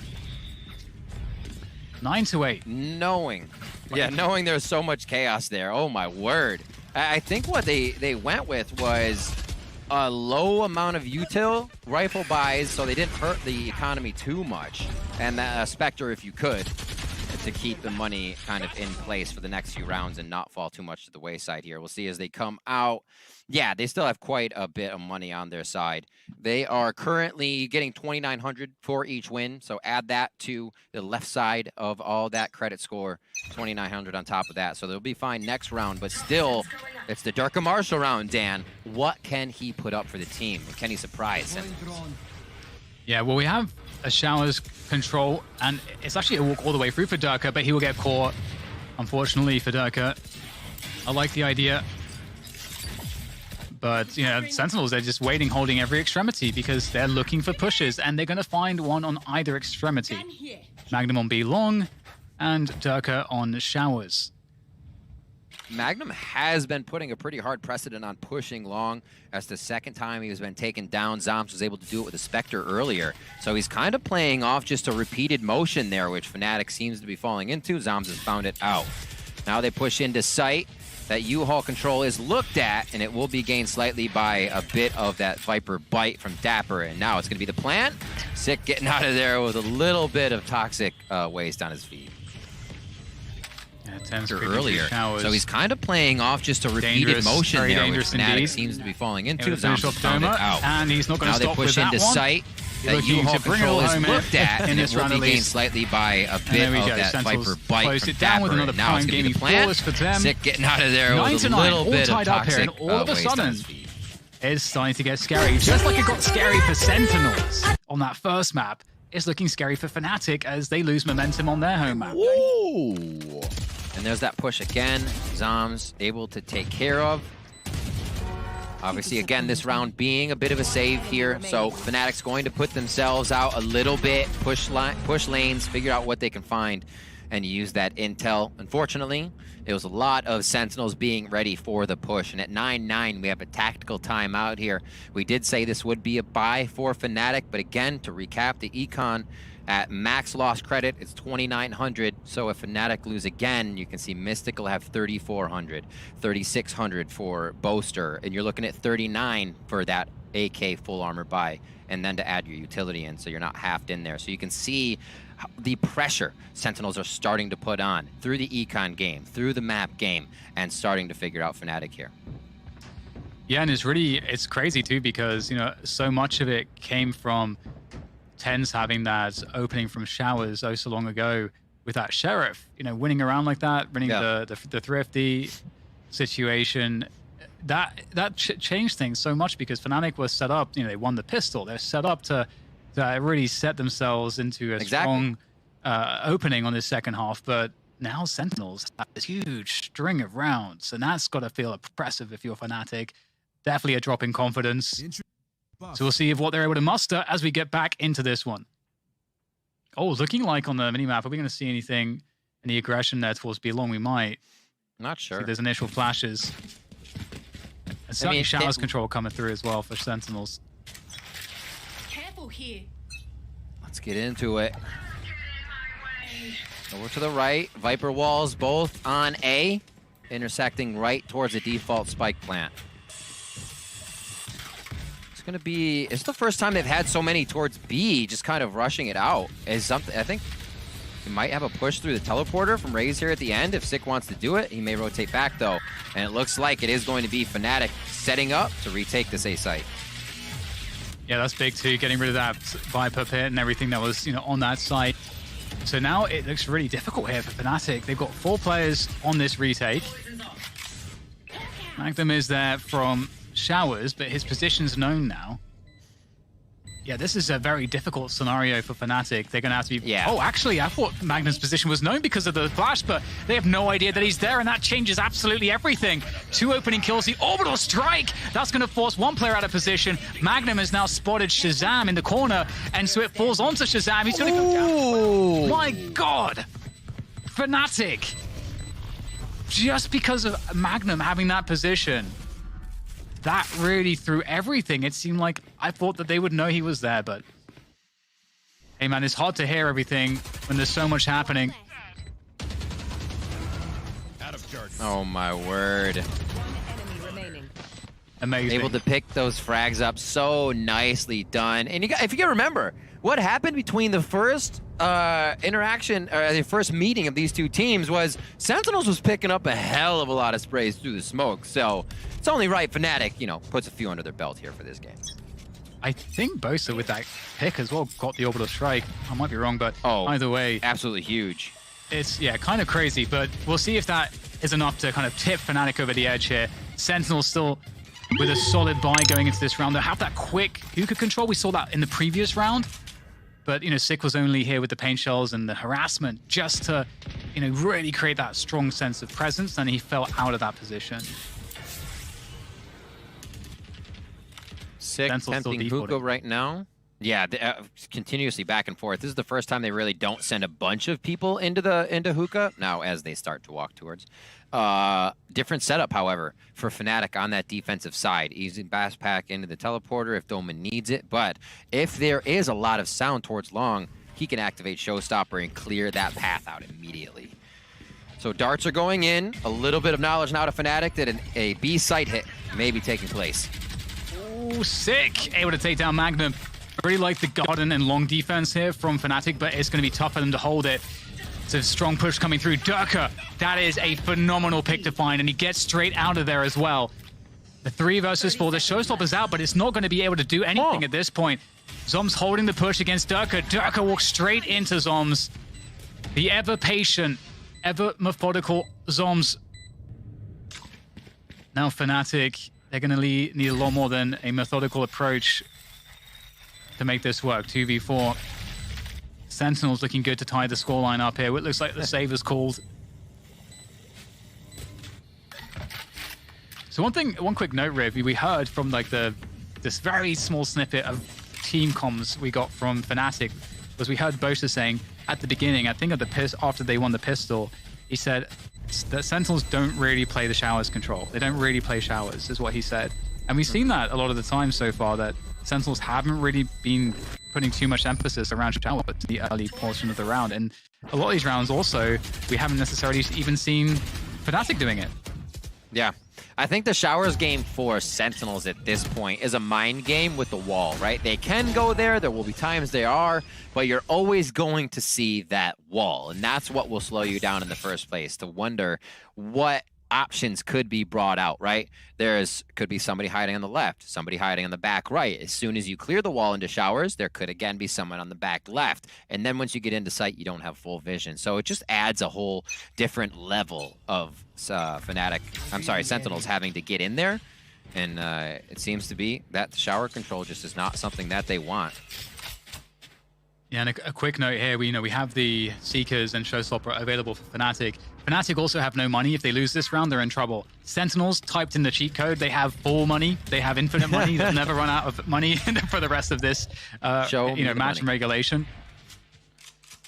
So the pressure is hugely on Fnatic. They must convert this round. They've just used the Seekers for info, and so now all they have is the Showstopper. Look at the slow default from Sentinels again. They're just really sweating out Fnatic. Fnatic not moving a muscle. They have hookah control. They've got garden control. They're playing that 3-2 setup.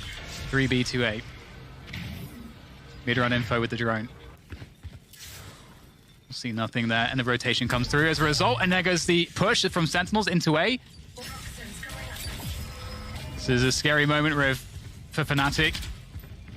Everything's a stall right now. Any utility coming out is just saying you cannot pass this choke point. That wears off. Mystic puts himself in a very tough spot to find a win from that fight. And now 20 seconds left in the round. A little toss over from Doma as he lost the spike, or sorry, the paint shells right over towards the spike. And it looks like they may have just enough time, but it is going to be very tight to get the spike down. Boaster with the classic, and he is going to be throwing the molly down on that. 10 seconds left. They're going to grab the spike. Are they going to be able to get anything out of it? Yes, they take down Boaster. Tens wrapping around the corner, and Sentinels convert the round. And we talked about how desperate things look for Fnatic on the money. We'll see just how bad it is, or is not. Yeah, I mean, depending on how much they went into util, there's things you can do to save yourself a few bucks. But we will see. What a cheeky little play from Boaster coming around. But unfortunately, the flank was flanked. And that's all you can see about it. And there you are, you're correct. The money is just not going to be there. And we see setups already trying to come through a little bit for the side of Fnatic, but it's going to be Sheriffs and Magnum with a Spectre.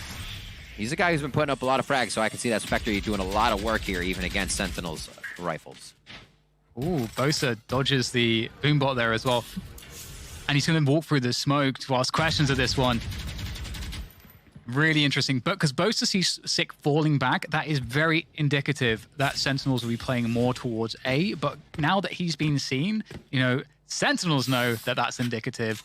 So they know that the rotation would likely go towards A. So now they can reset and go towards B. So it's you know, adaptation upon adaptation based on what happens. Oh, 10. And now to push forward. So that will cause a little bit of movement out of Fnatic. They don't really have a forward strat they want here. They're holding angles with Sheriffs. So it's still going to be very tough. Boaster there just with a sliver of health under the window, and if he even moves, Sick is going to take his beret right off. There it is. And in the sight, Sick goes double satchel all the way to the back to claim the space as a reward from the pick. And looks like one by one, you know, Sentinel. I mean, you have to give credit to Sentinels how well they're playing this. Ooh, quick kill there. Mystic trying to get cheeky with the wallbang there, but Dapper will get the spike down in time. Oh, that was close. Nice sonar bolt. Trying to hit somebody inside and outside. Sentinels pick up another one. Look at game point for map 2. Fnatic's pick.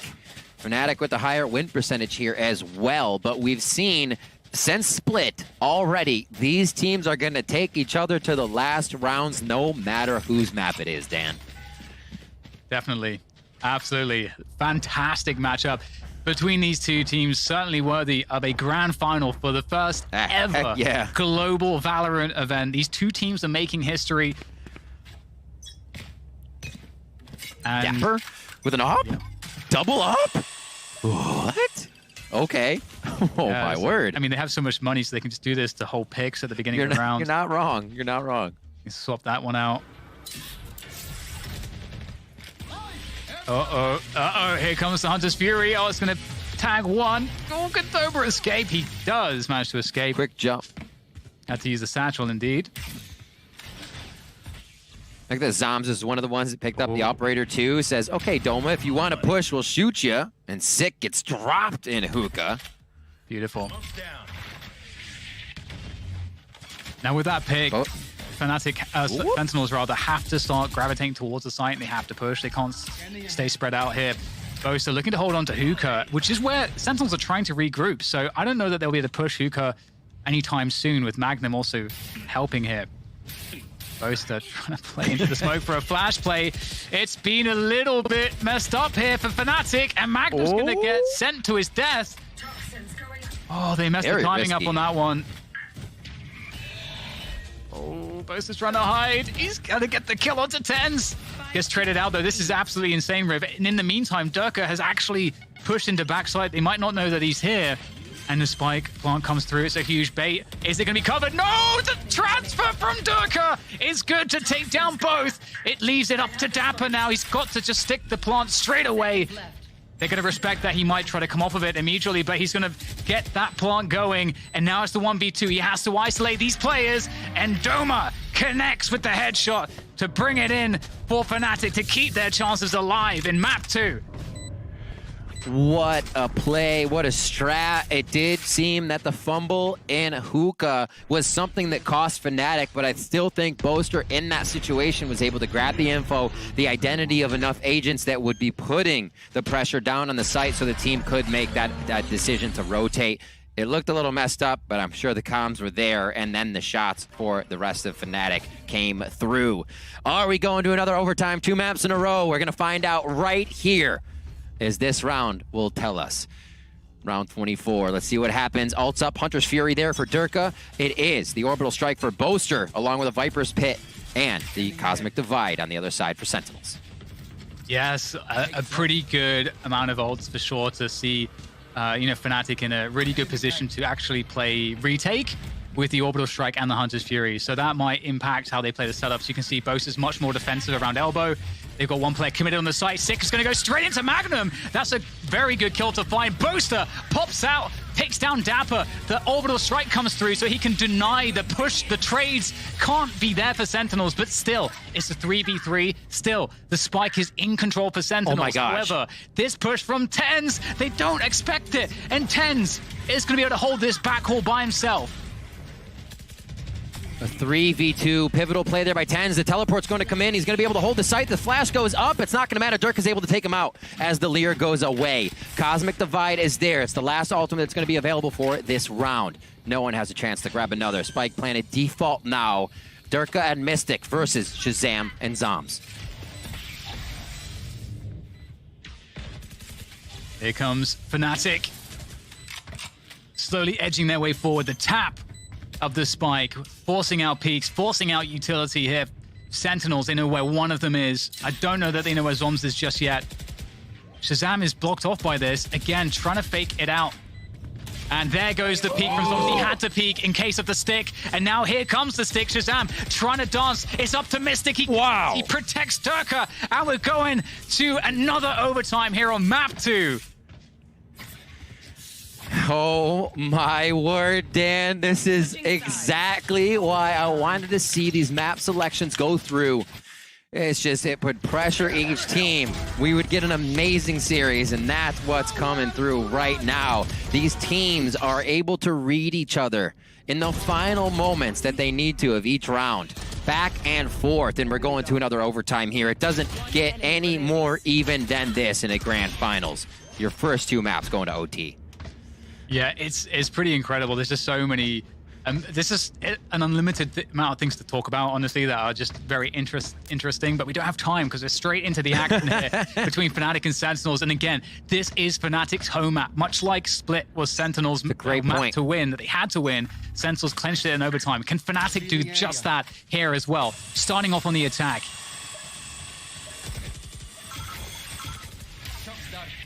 Darts are out. A lot of control. That could be a great shock dart. A little bit more damage onto the side of Fnatic. Boaster down to 47 HP as TenZ and Sick open up. And that's going to be 3 quick frags. This certainly makes things very awkward here for Fnatic. Boaster's stuck B long. His cross to the TP's being held. He's going to go down. And Magnum, sure, Magnum has the spike, but and a minute to play with, but against 4 players and with no teammates to speak of, it's very difficult. And you are going for it in an overtime. So we'll have to see what he's able to find. Interestingly, we're going to get Sentinels actually playing a 1-3. We'll get TenZ moving across now to assist Shazam. Little lean over now. They're going to be able to play the dart game as much as they want as soon as they hear something go in. That's a dart from behind. Never mind. That's just TenZ. 13-12. Is that one spread Fnatic a little thin off the entry? It just seems like as soon... we've only got 2 maps on this and 2 overtimes to see it, but as soon as Sentinels have that overtime refresh, it's a different team than what we've seen for the past rounds that got us to OT. They just kind of come out firing, not even holding hard angles, and they just throw you for a loop, and Fnatic could not find a way back in on that. Now, Fnatic gets to play the defense, and Sentinels has to come up with the strategy. I think in general, whenever Sentinels are in overtime, again, it doesn't matter what team they're playing, I feel like they're an advantage in overtime. So they're a very, very good team in overtime. Right. Well, right. we can go into that maybe in more detail in a moment. But you know, getting back into this one here, Fnatic looking to keep themselves alive in this second map. It is the best of 5, but again, they really need to win this bind. Dapper with his patented jump peaks. A lot of util considering they would try to hide here. That was a drone as well that came in. They may have figured that drone got shot by somebody on the right, but it was shot from backside, I believe. So nade and shock bolt are out. Boaster to drop sick right there. Beautiful wall into Hookah. Yeah, trying to get info there with the flashbang. Dapper reclaiming the position, spotted now. That's going to tell Fnatic exactly what's happening. There's Boaster's smoke to try to deny entry. He also drops the incendiary, so that if they were to push it through that smoke, they would get absolutely wrecked, so they have to respect it. They've also lost 6, so they don't have anyone to satchel in. They're going to be dropping straight in front of Magnum. He's going to take down 2. Huge result there from Magnum as Sentinels struggled desperately to get themselves on the site, and they're going to do just that. But in comes Mystic from the back. And speaking of the back, it's Zoms from backside. He's got to try to recover the spike. He's got 10 seconds. Fnatic can play the time here and force him to plant, but there's nowhere to plant right now. Has to fall inside the structure. And that's the moment for Fnatic to get onto the site. And Zoms is going to hear it. God. He's going to peek out, go for it, and it's not going to land. Mystic takes him down. Fnatic, draw it up. We go again. Bring it to another OT round. Fnatic, do not let history repeat itself from map number 1. They will bring it to another overtime here. Let's get it swapped up one more time. Got to win by 2 in Magnum. I don't know if we can say his name enough throughout this tournament, but I'm pretty sure it can be said more because, man, the plays he's coming up with are giving Fnatic a breath of life in these situations. Yeah, it's just so many amazing things happening right now. The fact that there's no raise to satchel through that, the fact they have to wait out the incendiary, and then Magnum's in the perfect position to punish. Just brilliant stuff coming through here from Fnatic to hold on for dear life. But now they're in a position, it's once again the overtime situation, it's reset. So we'll see what Fnatic can do on the attack. This was their stronger half, as it was for Sentinels too. 10's up high. A site is held by 3 for Sentinels, 2 on B, so they can keep the darts swinging. You can see Durka and Shazam kind of playing dartsies over there at B when they were firing them, holding each other. Default now by Fnatic to come through. This also becomes a game of what mistakes will our opponents make, because it is coming down to shots, just instant headshots after coming out of a smoke. Great utility usage. So anything you can grab extra here, if an opponent makes an error, they use util out of place, you want to give that time. And that's why we're seeing these rounds go all the way down. Coming up very soon here, 30 seconds is usually that hit, maybe a 25 or 15 second. They're trying to fake the B site a little bit here and pull the rotation away because the spike's actually moving towards that A site, but TridentZ is in an elevated position. He never bit that at all. He just stayed in position. And now Boaster will try to get through here, but there's very little left for him to be able to accomplish. He'll try to push through the smoke, but I mean, he's going to take down Sick, but still very difficult. Going to drop those smokes to try to get additional cover. Oh my goodness. Just trying to creep through these smokes is so dangerous. Boaster picks up another through the smoke. So smart, so smart.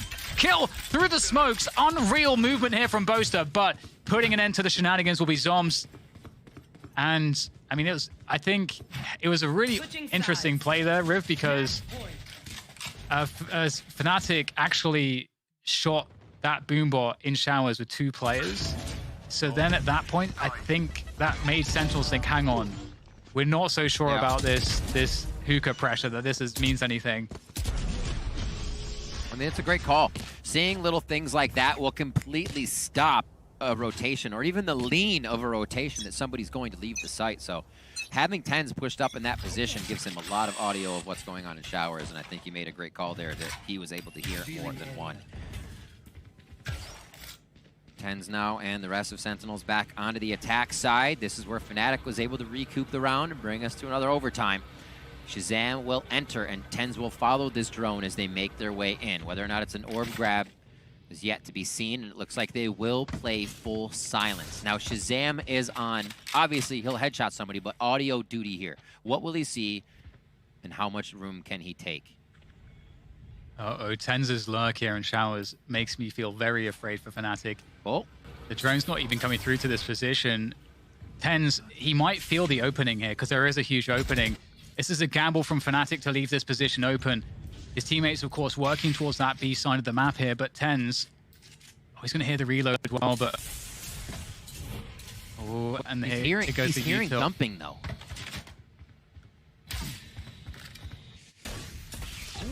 Ooh, nice read. Yeah, the jumping that he's hearing, the drone being used, he's like, yeah, there's lack of util now at A. We have a better chance to hit A, but they don't have a read on where any of the Fnatic players are yet. Sentinels go in completely dry, thinking they can walk it through, and TenZ has to do a bunch of work to bring this one back into Sentinel's favor.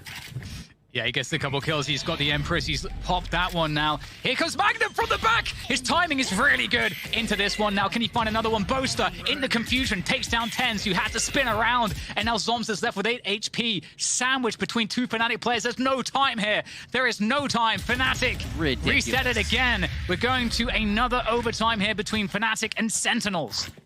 The patience, the play, the instant knowledge of what needs to be done here from Fnatic. Nobody scrambled after that. They said, play's done. Stop peeking. We're good. And Magnum again being such a huge focal point for Fnatic in this tournament. Continue to say his name because it was not one we thought we'd be saying over Durka, over Boaster, over Doma that much. Everybody's a great player, but man, is Magnum stepping up for Fnatic here. We'll see what they can do. Another overtime, Dan. Let's go. Round 29. Absolutely, and we'll get the initial presence around showers there from Dapper and Magnum as well, sending in the flash, but just like very cheap exchange of a utility, and no one's going to actually have showers control. It looks like Fnatic are looking to just go straight for B here. They're not messing around with defaulting anymore. Oh, the drone B long has been avoided entirely, so Shazam's reading the B orb to be safe to pick up. And here comes the push. All the utility's been sent forward, and TenZ will pick off Doma as he tries to get into the site, slowing things down nicely with the Leer and then the smokes to follow it. This is very awkward now here for Fnatic. Sentinels, it looks like they're have been able struggling to grab massively every overtime round. Yeah. So for them to fall back may actually put the pressure on that Fnatic needs here. But now Fnatic down to 3. 35 seconds left in the round. They are usually good at being pressured into their plants or pressuring the other team, but this might be a little too much. 30 seconds left. Yeah, it's very difficult for sure. They've actually left Mystic lurking towards B long to hopefully get a kill, which would then allow them to rotate through the teleporter on A short. So that's one of the reasons why, you know, Mystic is in an important position here, but... Spike down A. There goes the TP, but it was without the frag from Mystic, so there's not a lot that Dirk is going to be able to do here with such little time. And there we go. Once again, Sentinels, they seem to have cracked the formula, at least in overtime, of defending these attacking rounds, which, let's not forget, it was like an 8-4 attacking half for Fnatic. They had it on lock in regulation. They did. They did, and it seems like both second halves of our first two maps have been the time the opposing team, the one that's down, has been able to come back. Fnatic on the first. Sentinels here on the second. Again, they have game point over to them, and it is going to be round 30. We'll see what the rest of Fnatic can do for this one. Back onto defense. It's been feeling good for them. This whole B-long information game that's going on seems to keep coming up each round as the map then spreads out. I think this is the first time we're not getting a default here out of Sentinels to start this. Yeah, looking to go pretty fast towards this B site, looking to catch these players off guard. But in fact, it is a rotation quickly for Doma that will be reinforcing this defense that Fnatic have set up on B. Oh my god, all 5? The death ball? Yeah, it's happening. They're just going to go straight for this with Sick just contacting out Sometimes this is the best way to do it. Sick. Oh, he almost made it backside. Boaster takes him down, protects Doma, who now sends forward the boom ball. This is going to allow Fnatic to really have a good defense. Oh, Magnum! Magnum again. Down B. But it's a 2v2 here, Rip. There's 50 seconds for Sentinels Oh to my reset gosh. this. They're trying to fall back. Oh, that was close. I thought he Mystic took his is head off. TP. Mystic waiting. HP in favor of Sentinels right now. Dapper and Shazam to run around. That means the 30 IGL is seconds up left. and thinking right now. The gears are turning from where they need to go. He says it's a call back to B. And it's probably the safest plant, knowing they have a Sova, knowing they have a Viper. Off-site play is probably their best bet to get here. Drops the spike down, so Shazam himself can stay safe for that detect. Spike planted. And Shazam in a forward position. Enemy remaining. Indeed, Mystic not expecting. Oh! Hunter's Fury coming out, and Dapper will take down Dirk. Wow. Sentinel Wow. pick up Bind. They pick up the map of Fnatic. Map 2 goes to Sentinels, and that's a 2-0 start in this best of 5. All they need, Rib, is one more. Incredibly small things for each map are what is bringing us the result right now. Easily going either way. You can't say fault here. You can't say fault there. Sentinels, going in with the ultimate, hardly ever use the showstopper in rounds, right? It can be used for a lot of stuff, but if you're looking for an error even in the winter, like, there was not much to find. Everybody's playing so fantastically here. From leader to duelists to Sentinels to controllers. 2 overtime maps, Dan, from both these teams. You can't be asking much more in the growth of this rivalry right now.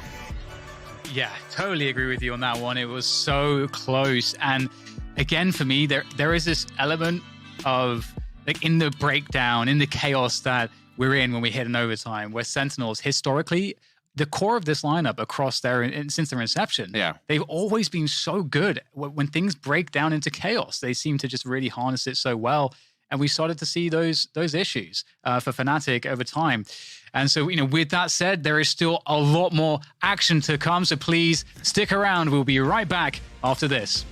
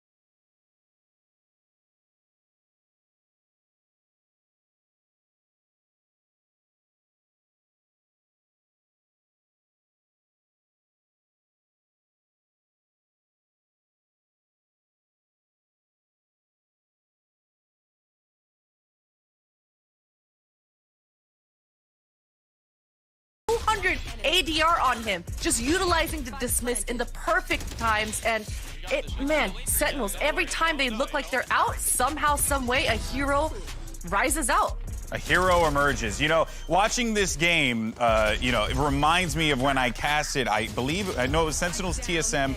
I think it was either FaZe Invitational or PAX Arena. And I remember thinking to myself, we're seeing the game elevated right here, right now. Like each and every round that passes, the chess battles that we're witnessing, that is exactly how it feels watching Fnatic and Sentinels go toe-to-toe here. And it's only appropriate that it is Sentinels, Vansili, given their long history in this game. This long history in this game, despite it being a short history that the game's been around for. And then, on top of which, they pull off some miraculous feats in this matchup, especially in round 14. It was a big turnaround for the Sentinels.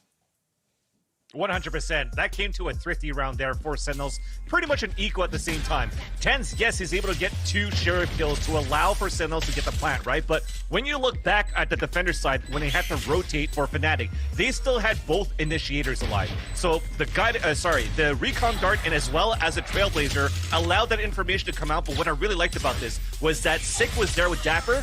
They knew that they were spotted now. You just leave Dapper to die. So that you play the other crossfire setup with Sick running around this site, and then you just get these kills coming in from the backside of short A. So it's not only about the good execution from both of these teams, but it was also about how good the discipline is for both of these teams. The margin of error for Sentinels and for Fnatic is so minimal that it shows why this series is the best series we've witnessed in Valorant so far this year. Yeah, so minimal. It's 14-12 game 1, and then 16-14, right? Sentinels in OT for game 2. Yep. This honestly couldn't have been a better display. But Mitch, I know that you're dealing with some copium over there, Poppy, but I'm going to come to you because we got to look forward. We got to look forward to Haven. What's going on with Durka? What should we be expecting from him and his importance in the game, but also how does Fnatic bounce back for the reverse sweep? Yeah, you know, this is obviously somewhere that I'm not going to be bringing a lot of hope for Fnatic being 2-0 down. They need 3 consecutive maps, and starting it on Haven, honestly, coming into this series, what I had painted in the pre-show is that I actually think that Haven will be good for Sentinels because the main downfall for them, again, they did win it last time that they played versus Fnatic, but the main downfall for me was Sick's inability to really find value on that Phoenix. And this time around, I think they will have reimagined that, whether it comes down to still playing Phoenix but renegotiating how they want to play that defender side. You can chalk the attack up to just being unlucky in a lot of the duels that he took versus Durka, but I would also like to see a Sage maybe come in there to provide that extra bit of defensive setup. Overall though, Sentinels, they won this last time they played it. That was with Fnatic taking a pistol, and Fnatic won both pistols on bind. Everything is set up for them to claim this series, and there needs to be a big step up, and Durka was the man that was delivering again and again when it came to Haven in the last matchup. He's had a bit of a shaky start here today. Yeah. Magnum has picked up a lot of the slack, coming in with some insane flanks, even there on Sky on bind, where I didn't expect that much from him. I think it's ultimately going to be down to Magnum stepping it up, continuing that form, but Durka's got to join him, and we need to see a reimagining of Sentinels Haven, because I think at this point, Fnatic will have them kind of figured out. I think this is why Sentinels could just keep playing their game. Because, yes, if Sick was kind of quiet the last time that they played against each other when he was playing a Phoenix, he is definitely on this series so far. And if Durka's the one that's being quiet, well, you're looking at that head-to-head. Mitch, you mentioned it before we actually got into the series. The amount of times that we had these duels and who was able to shut down Durka, it was actually Sick himself. So that means that Sentinels, keep your playbook, keep doing what you do, and it's working just to perfection. Yeah, so Potter, now here we are where Fnatic, you know, they're staring down right down the barrel here, and Sentinels just want to end it. They want to close this out. Do you think that Fnatic could potentially force this game 4? Oh, that's a tough one. I think so. You know, every one of these rounds have been so close. My biggest question is going to be, is Boaster going to kind of lean heavily more into this Brimstone pick? I've seen him kind of tinkering with the Astra on Haven.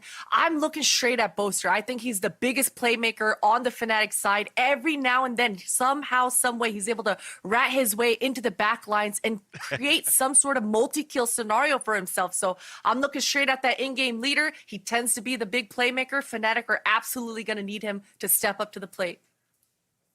And, you know, when you talk about bringing it the distance, right, to not even 4, but 5 maps, you have to remember, coming into Haven and Icebox, these are the maps that were played last time. We've got the kind of insta-bans, your split, your bind out of the way. Sentinels have a huge advantage having picked them up. But now we come into the stage where Fnatic have gone back to the drawing board, where they've looked at what Sentinels did last time and how they can beat them. That's why I'm saying for Sentinels, I want to see that little bit of a difference from them. It doesn't have to be in the agent selection or anything like that, but they can't come in and play the same game as they did before. Fnatic, just like we've seen from Sentinels, are a team that will constantly innovate and look to improve game to game, and you may bet that they've done their extra little bit of prep time for this game and for these 2 maps in particular. Yeah, I believe you definitely have to be prepared against TenZ right now as well, right? TenZ has been the player for me on a map like Haven that had a lot of room to breathe on defense, especially on any of the teams that he played against on Haven this week. So if they could actually prepare the same way to try to push him back off these aggressive angles where he's potentially going to be playing a jet op, then you might have a better chance here for Fnatic overall to get through these site picks.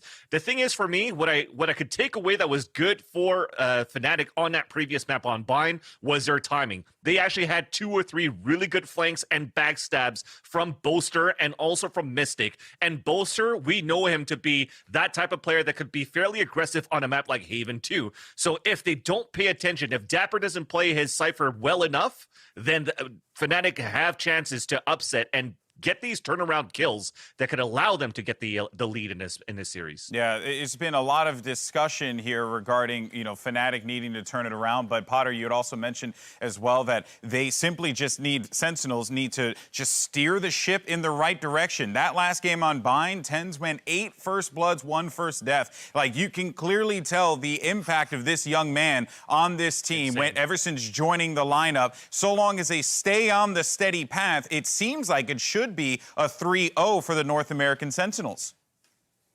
Yeah, I mean, it's looking that way, right? And TenZ is he's got ice in his veins, literally. He doesn't back down. Yeah. It doesn't seem like he backs down from many... Oh, go on.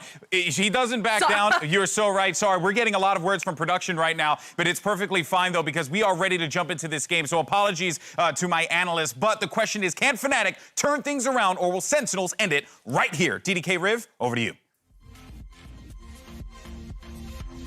A lot of very important questions that you're asking there, Golden Boy, and we're about to find out the answers for sure. Here in the Prime Gaming Agent Select, Riv, we're getting a little preview of what is to come. We have the tried and true strategies here for the Agent Select coming from both teams. The last 4 plays out of Fnatic look just like that. And the last 10 plays out of Sentinels here for Haven have looked just like this. The tried and true Phoenix getting thrown in there. We'll see if it can work again. Last time, Sick had a little trouble, as we heard Mitchman saying, producing those strats, being the one to, you know, come out with the Phoenix and make it work. We've seen a lot of teams shy away from it. Let's see if Sentinels can still prove that it works here as we get on to Haven. And Sick is the first player we'll be following here off the bat, looking to get that space with TenZ towards short A. They're actually contacting this all the way through. Quite unexpected, and they'll find a completely empty site. So I don't know if this is a very solid read, but it's worked out. And it's not the end of the world for Fnatic either, because they can just play retake. Yep. One of the toughest things I identified with this Fnatic retake composition, and even when they're on aggression, if they are in the post plant, they have very little ways to identify what they're coming into. No Sova. You have to wait for Mystic's a utility to come in, and that's hopefully going to be enough for them. And there's the defuse, actually. It's actually... Oh, it just missed halfway, but Fnatic are getting the kills here as they force Sentinels to have to peek from those smokes because they don't have any vision. That looked very comfortable for Fnatic. You can see exactly why they were so happy to play retake on A on the pistol, because they knew they could shut down both the post-plant positions of short and long and then just walk into the site. Really, really well done. Executing in there, showing you what it means and what you need to do rather to take a site without having that Sova. It's about teamwork. It's about being there for the trades if the first person isn't taking the shots. And great smokes by Boaster to come in. Can't deny that, as it allowed Fnatic full coverage of the site and agency as soon as they got in. There's that pistol round from Fnatic. Can they keep it going, or do we get another 1-1 in our second round? Yeah, once again, we get a contact here from Sentinels on this pistol round. TenZ looking to get that opening shot. Oh, he knows there's going to be a jump here.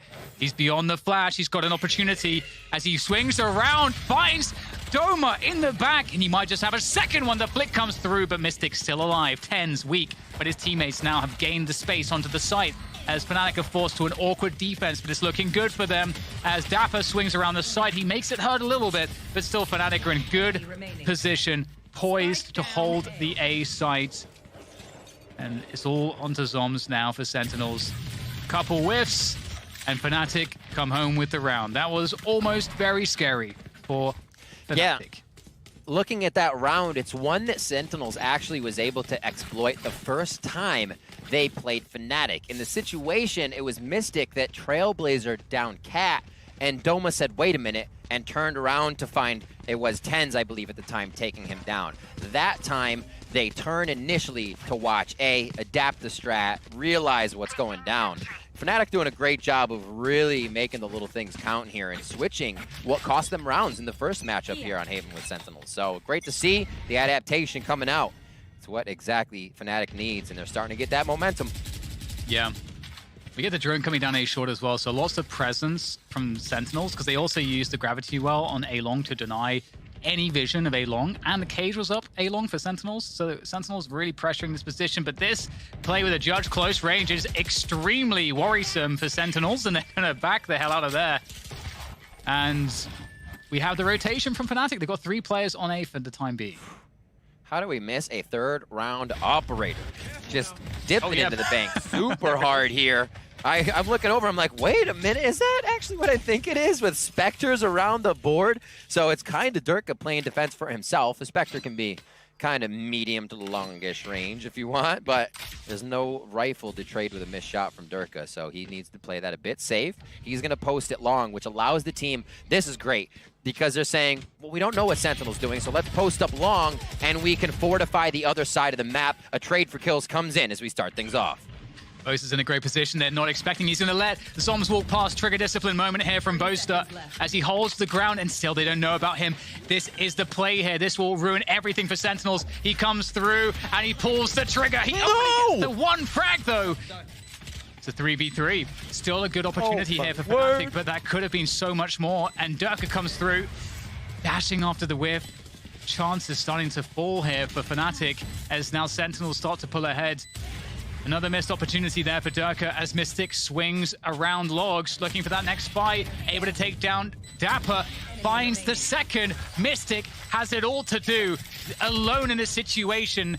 Is there any util here for Shazam? He's going for the hold here halfway. Shazam! He's going to pull the swing, and he's going to take down Mystic, picking up the round for Sentinels.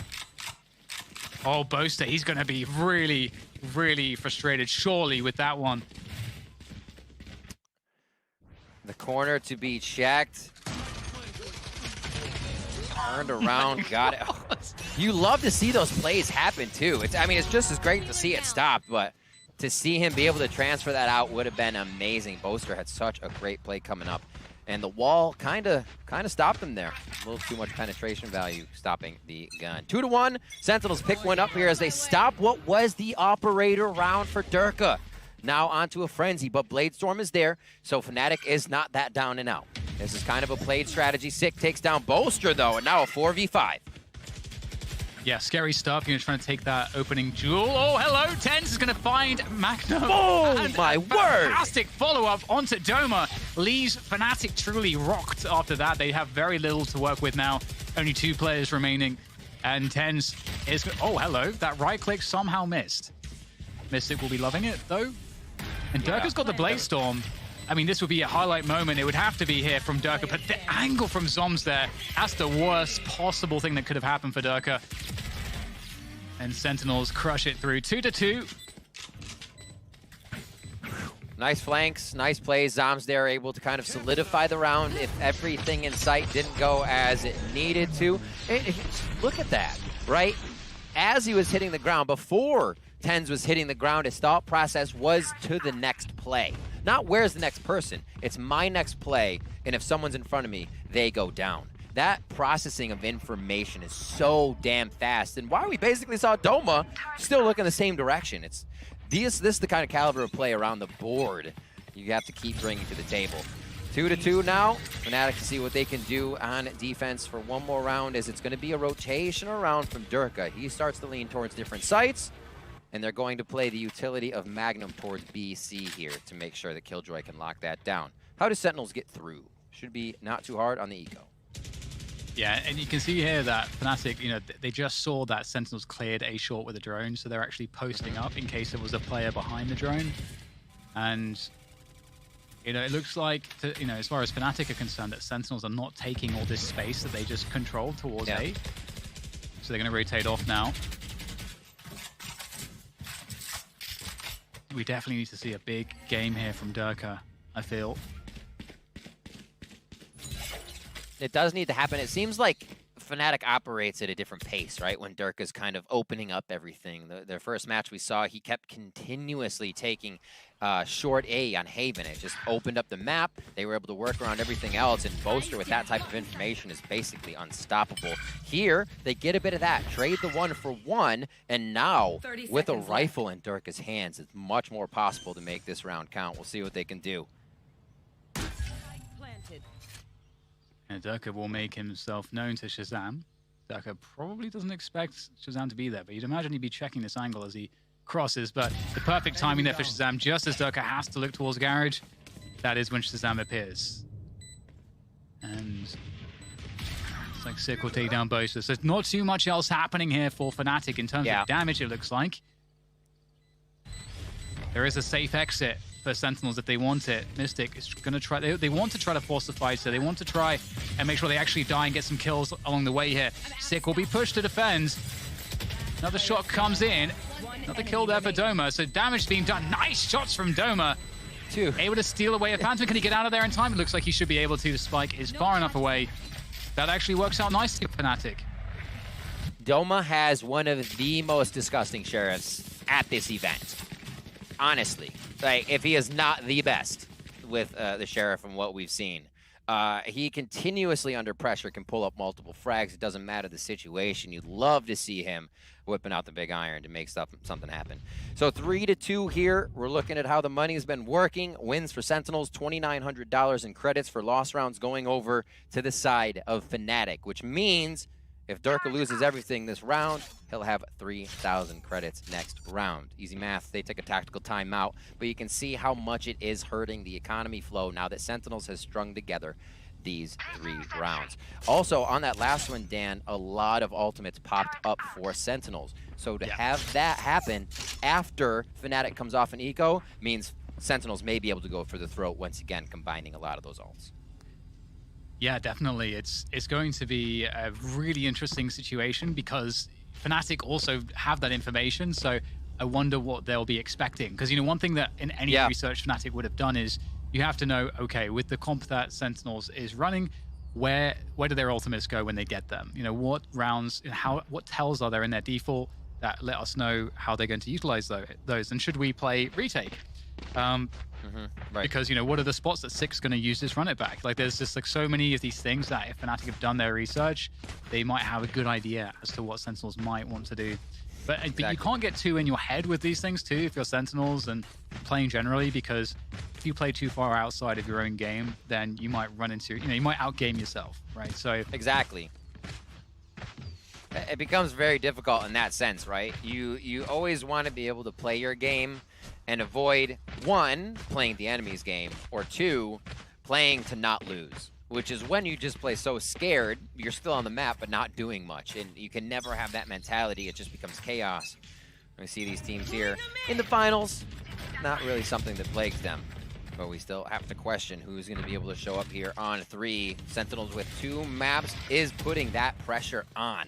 And it's a lot of pressure here as they start to take the lead. These ultimates up, as we said before, and the spike is down for now. Controlled by the Cypher traps currently at the moment, but those actually just went down. So you can see Shazam's like, I'm going to go pick up the spike real quick. We need that in our hands. That's huge too, because the tripwires go out, which allows such a flank here from Doma. Nice kill from Sick, but again, there is a lot of problems for Sentinels because the trips go down, and now there can be pushes all across the map here from Fnatic, and they're in a 3v4 after plant. This will be tough. They've got a great spot for the plant. Shazam is able to play from long. He's got Hunter's Fury. There's a lot of things going here for Sentinel's favor. And there goes the push into TenZ. He's just going to hold the forward ground. He doesn't care. He's taking these fights by himself. Portrayed him down, and they're looking good to try to finish this one. Shazam has to go to the side, gets concussed, has to be great on his first push. Oh my God! How on earth has he done that? The Rebel clutch from Shazam is phenomenal. I don't think he had any right to win that, but you know what? It's Shazam. He is just better than you can ever expect in these moments, pulling out a transfer of all transfers there, connecting with every bullet, holding it true on that spray. Oh my goodness, and he was concussed here as well. That's 3 headshots there. Oh my word. Okay. I mean, you saw Shazam do it. I'm not sure if there was a delay after the Trailblazer. They knew he was flashed. We'll go to the next round. Durka here trying to keep himself alive. They're back on the eco for Fnatic in rounds like we just saw start to weigh on your opponents. Sentinel's feeling great after those victories. Coming into round 7 here, it's a lot of action towards the A site with a big flank from Sentinels onto C already. What's this going to produce? Yeah, that flank is coming in as well from Fnatic. Mystic gets one on the front. Let's see if there's any more love here for Fnatic. My goodness, whoa, charging forward, and also the flank there by Magnum is good also. It puts Sentinels in a very odd position. Just around before, we have Shazam breaking Fnatic's back with such an insane clutch. And now we've got a very interesting situation here. Zom's lurking through spawn. We'll take down one. Magnum with the off angle, they're able to punish, leaving Shazam alone. The Cosmic Divide as well. With this much time, Shazam could be anywhere. I think he's going to push all the way through. 30 seconds left. Looks quite possible here. I do think that would be a really cool play as well. But Yeah. he's going to go for the plant on A. Phobos is going to concuss the back of the site. He spotted him. He's going to take him down. Shot.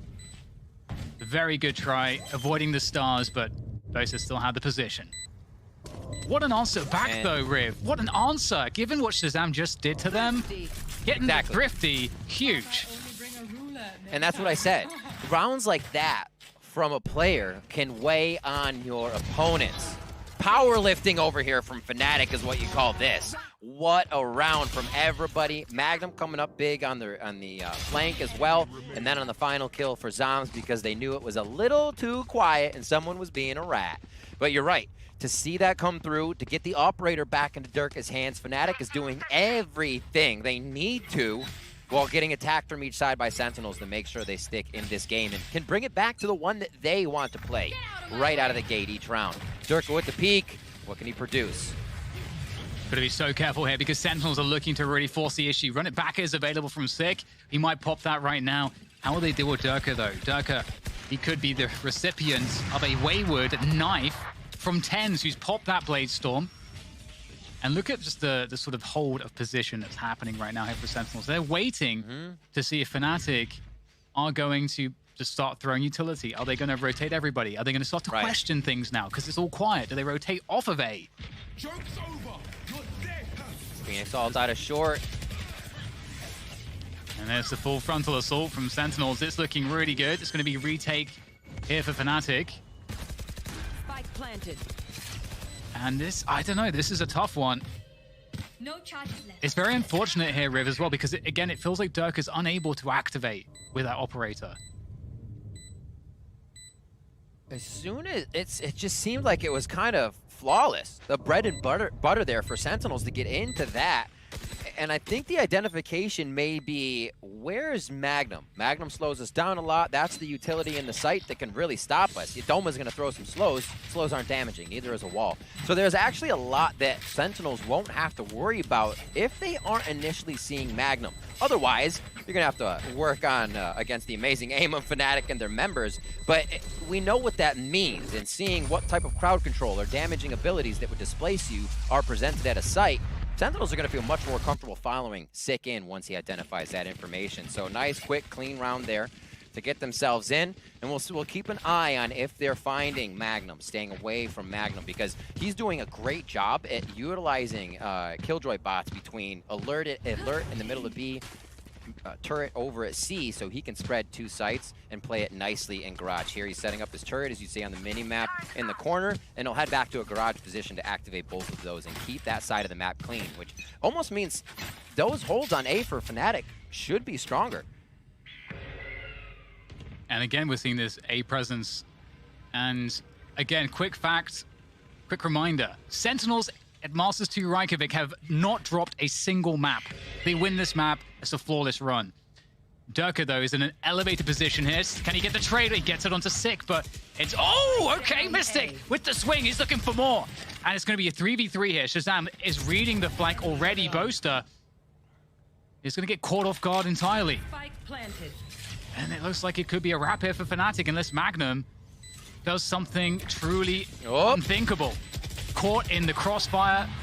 Sentinels pick up their 6th round. Yeah. And look at the initial attack there. If you can remember what just happened, as they all shot their weapons with not a real peek, right? They stepped out, shot, but were still hidden. Literally to confuse the crap out of your opponent, and then everybody peeked at the same time. It's the consistency of knowing that everybody's going to be doing the same thing. How to execute on even one person in the site that continues, I think, to bring Sentinels on top of these situations. Just having that fundamental, the next step and the next step in place, and always being able to execute on that. Durka looking to make a play, and this could be huge with the Storm as he's seen and caught out by the Cypher Cam. Yeah, definitely. And he does a good job there by destroying it before it can get vision, so he can still be out there. But it's going to be just it looks like a straight push here. Oh, the updraft peak. They were ready and waiting for that one. Sentinels were just holding their ground, looking for the response. Picked up Durka, and now they're just charging through to the side. Backside control for Boaster. He's got to hit every shot. Dapper will eventually take him down, and with the neural theft, they know exactly what's going on. Mystic, last player standing. So we get taken down by Dapper as well. 7-3 opening here is looking very dominant from Sentinels thus far, and it really feels like a struggle for Fnatic. You know, Durka can't activate. He got punished for playing too aggressively in the last series against Fnatic. He's getting punished for not playing aggressively enough in some spots, and in the spots where he chooses, right then, Sentinels are just waiting for that move. They've heard the Blade Storm. They know that's a huge possibility, and they wait for it. And it's wild to see. We are strong. Come party with me, he said. So looking at how it's happening, you just see they're avoiding all of the danger at first. And everything becomes an advantage as they start off. Almost able to hit Magnum there. Magnum playing it nice and getting 1 HP as he gets the heal up from Sky. A little bit of a reset. And they're back onto ultimates. Boaster's found out as he tries to play a close shot, Dan. Now they're into C again. Yeah, good punish there coming through. But it's going to be very difficult here for Fnatic to get too much more here. Durka picks down tens, but it's going to need much, much more. Some distraction coming from Garage, but they do know where Durka is. So you can see Shazam holding this position. Yeah. Good angle from Sick here. There's a swing from Durka. Won't land. Sick splash will get destroyed, and he'll get taken down as well. 8-3 now for Sentinels. Starting to look pretty straightforward for them in the first half of Haven. It's becoming just a series of multi-kills almost, you know? We see a lot of members going down. We just saw Shazam's there, able to get 2 or 3 at the end of the round. Ten's making work here with 2 of his own. So if we're not getting 1-for-1s across the map, it's going to be hard for Fnatic to be able to come up on top of these strats. Plus, they continue to be kind of just pushed into the floor on credits, what they can buy. Here to another gun round. They're facing 3 powerful ultimates on the side of Sentinels. It's like they continue to come up so Sentinels can rinse and repeat and make every gun round Fnatic has that much harder. And there's the Hunter's Fury to try to destroy the lockdown. He did not do that. Transfer from Zombs won't connect either. Fnatic with a nice crunch through mid. But it's down to Durka now. He's got 3 players left to go. He knows where 1 is. Where's the extra player? The flick's not good. TenZ swings through and just annihilates Durka there. That was so fast. Switching sides. 9-3. And we switch sides. The second half. Is this it for Fnatic? Is this Sentinel sweeping the grand finals 3-0 and being undefeated throughout the entire tournament? That would be something. Dan, I think they unleashed TenZ on a bit of the content plays. Shazam said, run free, make it happen. And I think we're getting a few from him. He's had such a great series here. The question also for Sentinels was, would that change be it? Would TenZ be able to be TenZ on LAN? It's all this guy wanted. The break he took was, I'll come back when it's LAN time. And he did. And now he's there representing for North America at the grand finals of Reykjavik Masters here. And Fnatic as well, fighting now to keep themselves in this. 2 maps down, still have what it takes. They're going to do the first B strat, Dan. Let's see how this pays off for them. Yeah, Som's straight there, backside, holding things down with the assistance of Sick. Still in position, still causing problems here for Fnatic as they try to push this forward. The wall is slowly being broken, and the integrity of this push is starting to wane as Fnatic still try to hold on with what they have. Missed it with 2 great headshots. Boaster with the finishing move. Great for Fnatic there. That's the start they needed into this second half. They just have to hold on against the pistols. Super, super big. See how this one happens again. Mystic, everything on the outside that he can produce to give the team the advantage, and Boaster there to finalize. See if those frags can keep coming up in the second half for Doma and Boaster. Usually we see those two able to lead the charge a little bit with more confident shots, and it may be making Fnatic play a bit more timid to these situations. Here they should have that momentum after pistol round. We'll see if they can grab it. It is going to be the Marshall for TenZ this time. We'll see if they can stop the eco from Fnatic. Really fast pace, straight into B. Durka with a dash straight backside. Oh my god, sick! Just, I think that was a point-blank shot straight in the side of Durka's face. Now we've got Fnatic, you know, they have control of the site. They use the wall to block off A-Link. So they have a setup here. And it's just going to be tough for the pistols. Oh my god, the spray from Mystic is fantastic. What a player this guy is. Now Sentinels have the site. Seekers go forward. That's going to confirm the information as to where they are. And there's still those nano swarms, I believe. And there goes one. It's going to be very hard for Sentinels. The Cloudburst goes down. Oh my god, the spray, the transfer from Shazam. Out comes the Sheriff. He's looking for the headshot. And it's going to be Fnatic, though. They're going to lock it in. I love the B play on an anti-eco. It's awesome, and they're playing it much faster. We actually saw Haven being a problem for Fnatic the first time they played Sentinels, and ended up being a problem there with the loss. But getting into B didn't allow them to set up, didn't allow them to really hold the site in a post plant because of all the smoke and the utility Sentinels were left with to enter back into sight. Here, a better flank, much more aggression, and Fnatic are encroaching into the space that was Sentinels, taking much more control. So a nice job there, and being able to take the site without really having too much of a post plant. You're just, well, it is a post plant, but you're just setting up defense inside the site, which becomes very tricky. Ducky went straight past the player. Oh my god! Sick! My goodness! He's gonna go straight to spawn. That was sick. Like, see ya! Durka straight in spawn. TenZ is looking for him. Oh my god. This guy is doing so much damage. And with that, the chaos as well. The free... What? Dapper is going to get one straight through the wall. And that's going to even it up 3v3. But Magnum is in position. Garage. Doma's slowed on the planting. Oh, but the lineup couldn't be more perfect. Oh my god. The timing is unbelievable, Riv. Magnum, why are you so good? The brain he's working with right now is literally just firing mind bullets to all the Sentinels. He's reading what they're doing. They're 2 steps before they even got to Garage for the double collab. I should say the collab. Double collab would be a lot. Now 9-5 here. Turret's going to give him up. Shazam trying to work a little magic. Yeah, definitely doable here for Shazam. We know how good he is. That's an isolated fight. Doesn't win it.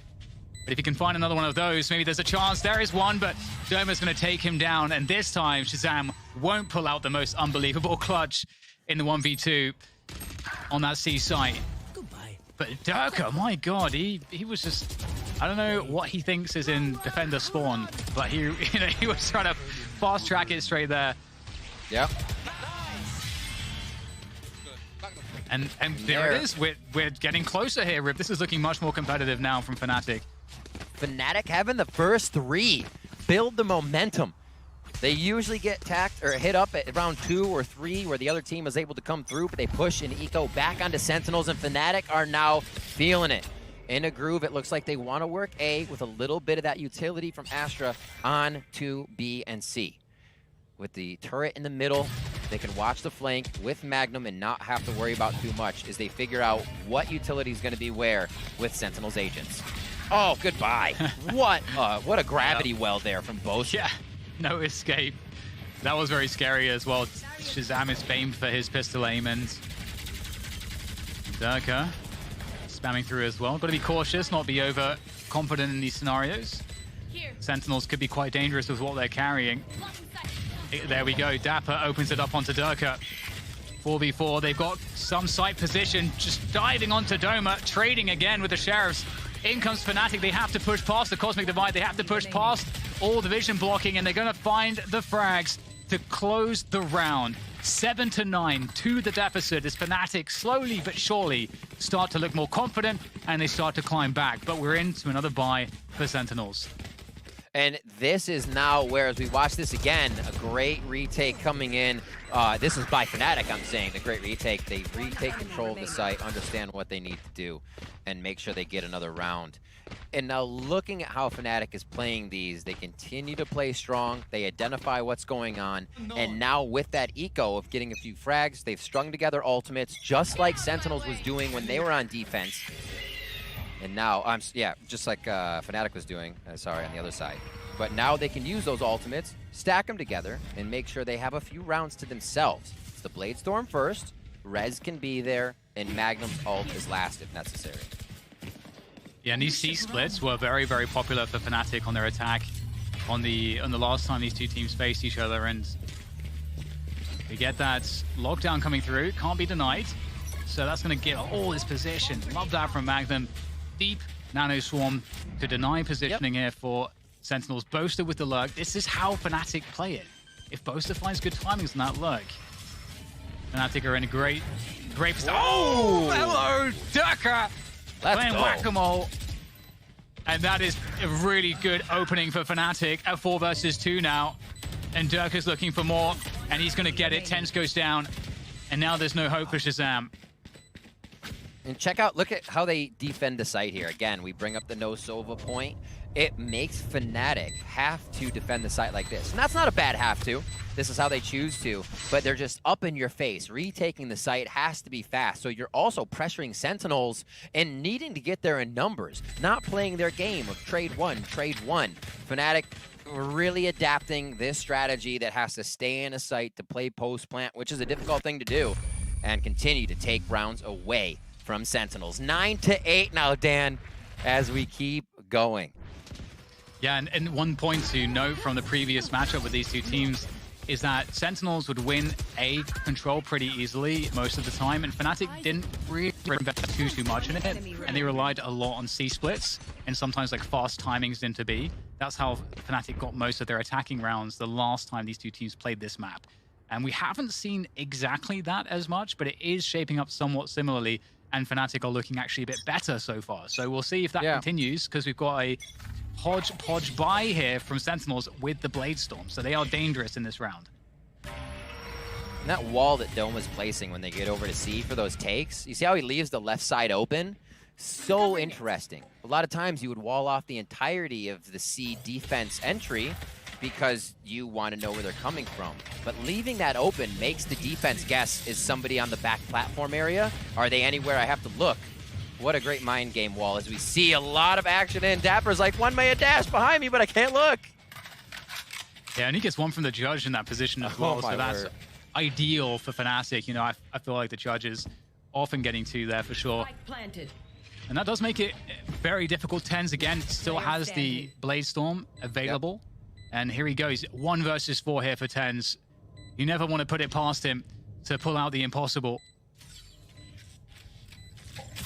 there's the first engagement, and that's not going to go too well. Switching out for the Spectre. Just a bit too awkward on those first few throws, and Magnum will take him down. 9-9, Fnatic. Yep. It was looking like all of the energy was just sapped from them, but they are truly, well and truly back in this. And this is a map that I think we would expect Sentinels to really win this one. Will be very comfortable here, and Fnatic are looking great right now.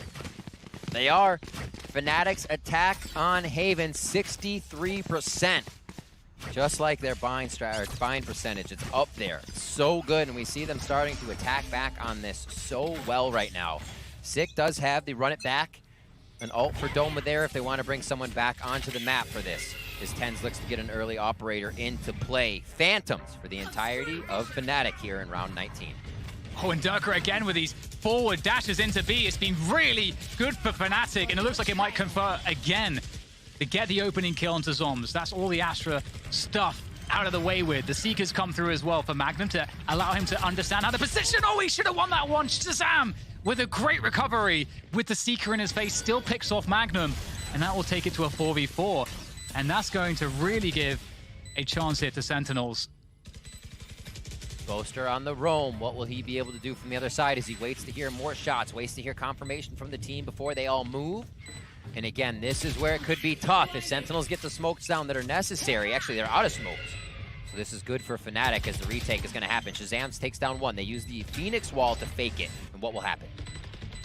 Boaster, my word. Position was so key, and TenZ, that's got to be wow. A scope there, and they're going to have just enough time to defuse this one as Dapper locks it in for Sentinels. They go 10-9, but that's the B plays for you. You know, really relies on you taking control somewhere, and Magnum, unfortunately for him, you know, missed this kill. This kills everything. And it becomes a bit chaotic. Having to stay in the site, not being able to watch all those angles, because playing outside of it means you deal with walls. As we see Mystic out behind this one, can't really help. It becomes tough. Fnatic is doing such a good job at initiating these rounds, and then again they put Sentinels in one of their favorite things, the retake. So it might need to be Fnatic pushing forward a little bit more. They were taking ground earlier, having somebody go through garage and get a little bit more. That was really pulling Sentinels apart, and I love that from Fnatic in the earlier rounds. Yeah, I think if they run that again, they have more success. They had so many things going for them there. I think that's why both are so stressed out by that one. TenZ finding Durka is a good opening there for Sentinels. And it looked like Fnatic wanted to mix things up and explode onto this A site. That will force out the res. At the very least, the res is there for Fnatic. Now, Fnatic actually spreading out here. So they've left a lurk towards A short and Magnum. And actually, no, the spike is going to be there as well. So it's going to be a fake of the C rotation. But they have to sell this one. Oh, that's a huge It's not sold. Fine from Sick. Yeah, you're right. You're right, Rib. Definitely not sold, but they still take down TenZ. So 2v4 after plant. It is workable. Sonar Bolt waiting to come up for Shazam. They possibly wait for that to happen before they even retake the site. Yes, Magnum pushing up. This is perfect, but there's too many on each side, and he gets crossfired as he goes for the play that can give them the advantage.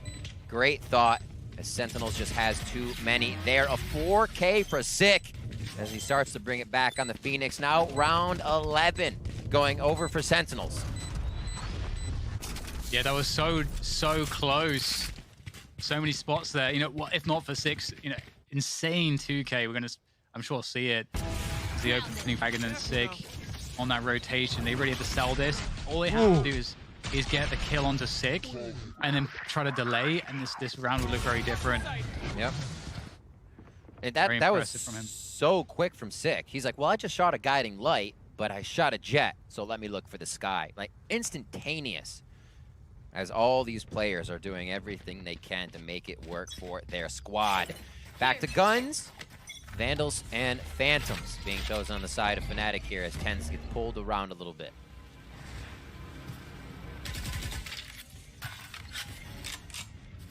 It's the default looking once again as it did in previous rounds here, where limited focus towards A. In fact, a lot left up to TenZ on A. He's the solo defender there with the operator. And it makes a lot of sense. You can see that there is Sick actually on B here. They're expecting Fnatic to go back to these B plays, which have been quite successful largely successful for Fnatic, and they need success right now, so you would expect it. Divide comes through. They're going for a fast switch up into the C site. There's the dive through. Oh my god, Sentinels bring the fight to Fnatic. The double dive through. You hardly ever see it. Sick goes back in, and there's another one as well. It's going to be Dapper taking down Magnum. Boaster trades, and now he's a left V2. Doesn't expect Dapper to be there. That's And 12. That's championship point for Sentinels. Match point.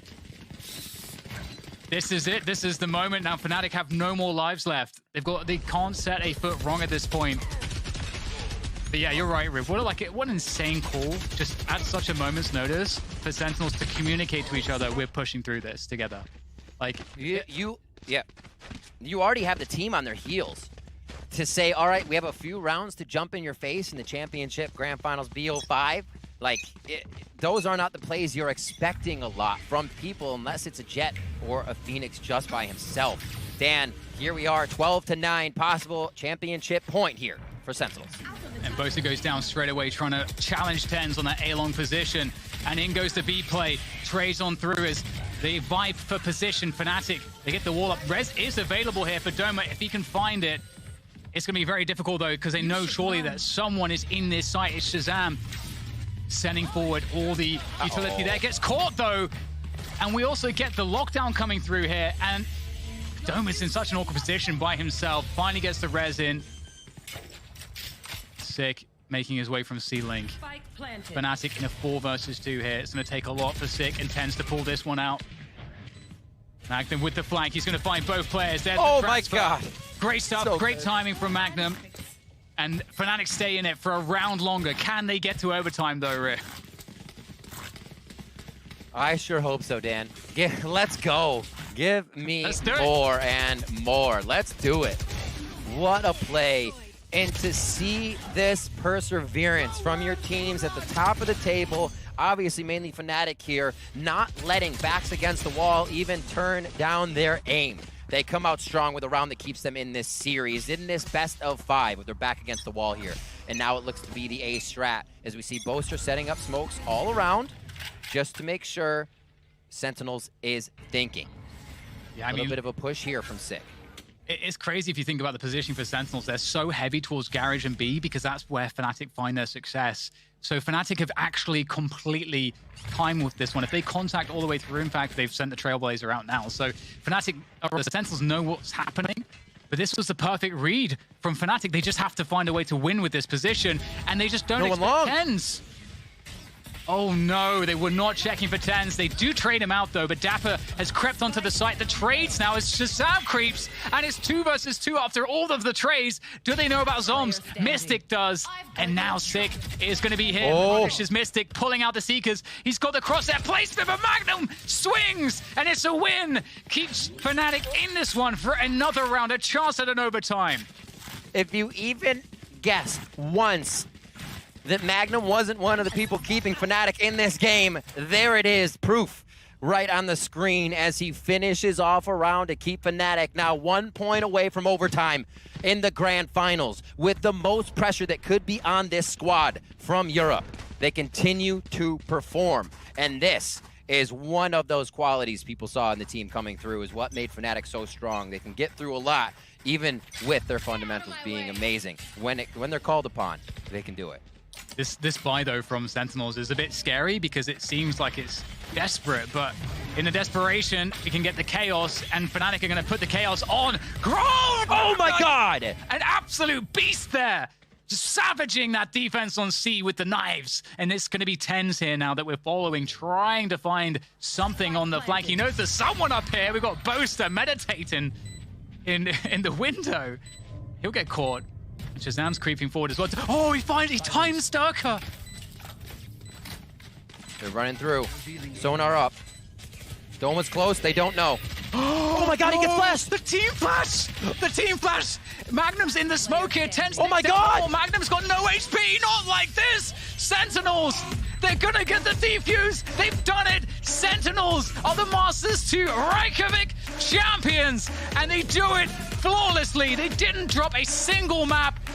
They have made history here, Riv, because They are the first global champions in Valorant history.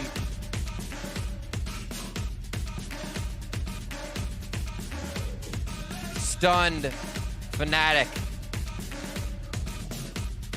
Played so well throughout everything, coming in as such a strong team. And we see a grand finals that continue to go the distance with overtime. A 3-0 still, as we said, for Fnatic.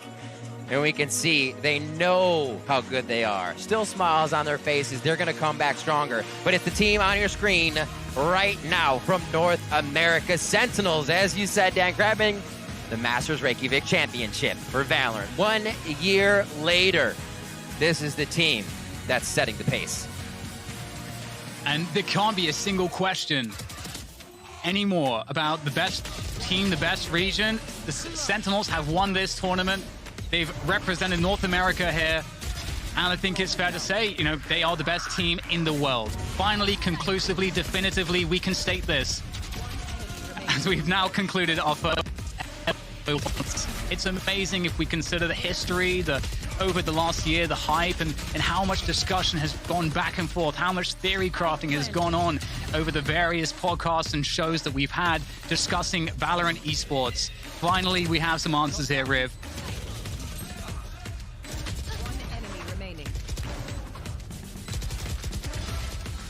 What a game from this team. TridentZ gets to play on land, having a great time for himself. Sentinels come up so strong throughout the tournament. And like you said, without dropping a map, they're able to come in and make this happen. And no doubters anymore that Sentinels can perform as the best team in the world. And some of the things that they had to do to make this happen is kind of insane, because I really feel like Fnatic played an incredible game of Valorant here. At this tournament, they played so very well. And against Sentinels, they played so very well. But there is just this element, there's this X factor that exists with the players on Sentinels that just somehow always makes it feel like it's possible. Stuff like we're seeing right there from TridentZ. Every single player delivers so much in the key moments that you just always have something. You always have a play. You always have a chance with this team, no matter the situation. Spike down. Great communication from map to map. In this series, there wasn't a lot of combo utility usage. A lot of the set plays were done with bodies. A lot of things were brought forward with power and numbers and kind of trying to find the precedent of your opponent. And Sentinels as well. The first bloods coming out of TridentZ, the ability to take Fnatic down a member is always going to make it harder. Yes, it's so crazy to think that, you know, we've come all this way, and this is the moment that we. Well, I guess we'll throw it over to Dash on stage. Sentinels.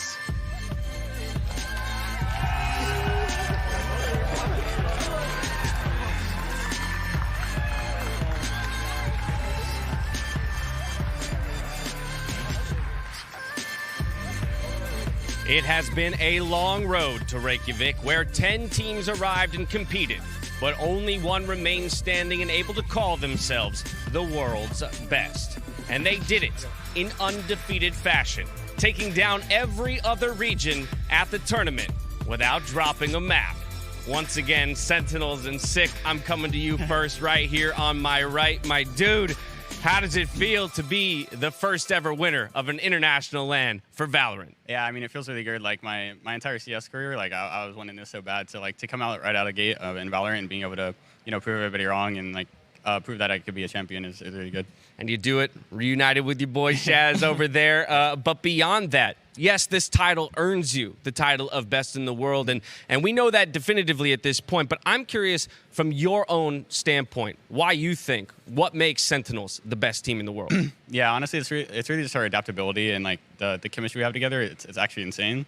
So like overall, we're just like, it's the best teammates I've ever had. So in general, like we just have like the kind of chemistry that I can't even describe. Like we just go in and just own everybody. So it's insane. And we see it play out there in the 3-0. Dapper, coming to you next. This is a series that you've now had to play through twice, essentially, against Fnatic. Yeah. The first time around, you got it 13-11, 13-10. This one, they played you close throughout. And I'm thinking particularly map 2 on Bind, their best map. You at one point were down 9-4. So specifically, I want you to walk me through that map, how you guys clawed it back and were able to shut them out. Yeah, so when we go down to like those like insane like detriments, I always do like round by round, like let's go, we get to win this, like let's go. When we lose the stupid rounds, like don't worry about it, don't talk about it, just keep focused. And yeah, like we all have mental strength to just bounce back, and you know, that's what makes us great. Now you do realize after taking the victory like this on LAN that you've put a bit of a target on your back now for every future Valorant event. So Dapper, I want to hear from you what you have to say to the rest of the Valorant world out there who's looking to come for you. You know, good luck. We're just going to get better. That falls exactly in line with what Shaz told me the last time I talked to him coming into the final series. Said, good luck. You're going to need it. And, dude, you brought the whole team to a 3-0, another shutout. You broke out the IGL jacket here today, special occasion. How's that trophy feel? It's heavy. All right, I'll try and get you out of here quickly then so you can go put it down in the trophy case. But I know that this has been a long road for you, a long time coming. An entire career in CSGO, the transition over here into Valorant, being the leader for the team. We talked about everything that you do day in and day out to help lead this crew to victory. Give me a sense, man, of everything that's going through your mind, your body right now as you take this in. It's crazy, man. We made this team over a year ago now, and you know, there's a lot of doubt, a lot of people saying watch player this and that, but like this like proves to a point that like don't let anyone else tell you what you can or can't do. Like, don't let others decide your future. Like, we put the work in, and it shows. We're here now. History's being made right here on this stage. TenZ, you weren't even on this team a few months ago, man. What? Now you're a LAN champion. You're the world's best. How are you feeling? Always, like, I feel wonderful. This team is amazing, and I feel right at home with them. And hopefully I can continue playing with them because this is the best team I've ever played on. I mean, you are so early on in your career, such a young player with so much promise, and it seems the way the world talks about you that there has to be this pressure building. And there was a lot of conversation about how it would perform out here on a LAN in and of itself. How are you responding to that pressure? How are you taking all of that in? For me, it doesn't feel like I'm nervous. I would think I would get nervous, especially since people might doubt me from my CS days on LAN, but you know what? Like, it's a new game, and I'm sorry. It's just amazing, man. It's a new game, and you're at the top, dude. Take it in. Breathe it in. There's no one else out there to steal that oxygen. Zoms, finally for you, this is a game, Valorant, a scene that has brought players around from all different game types, yourself included, Overwatch, Apex. I want to first get a little bit of a sense of what the transition was like for you as a player from one scene to another. Yeah, I mean, it's pretty easy for me. I'm just insane at every FPS. Any new game that comes out, I'll be pro, whatever, you know. You know how it is for the nation. Well, but okay, you just stick around in Valorant for a bit, will you? We'll see what happens. No guarantee. All right, talk like that is what I love to hear. We know that from here we're looking at Berlin, and in fact, with this victory, I don't know if you guys know this, but you have already locked a spot in Champions at the end of the year. So I also want to get a sense from you how that feels. So not only take the victory here, but to have propelled yourself into that position. Yeah, it feels super good. I mean, that's the main thing we want to win. That's our goal, to win Champions end of the year. This is just the stepping stone, and we're going to take Champions. Alrighty. Well, once again, to all of you, congratulations on a phenomenal achievement. And to everyone around the world, what an incredible journey this has been. Bringing together the best teams from around the world to compete here in Reykjavik, Iceland. An amazing host to what is the first international LAN in Valorant history, and it will go down as such. Now, we've seen wild clutches, we've seen amazing aces, we've seen nail-biting overtimes, of a couple of them in this final series here, and the rise of brilliant new stars. The future is bright for Valorant. And as we bring this event to a close, we set our sights on Berlin. So one last time, join me in celebrating your Masters Reykjavik champions, Sentinels.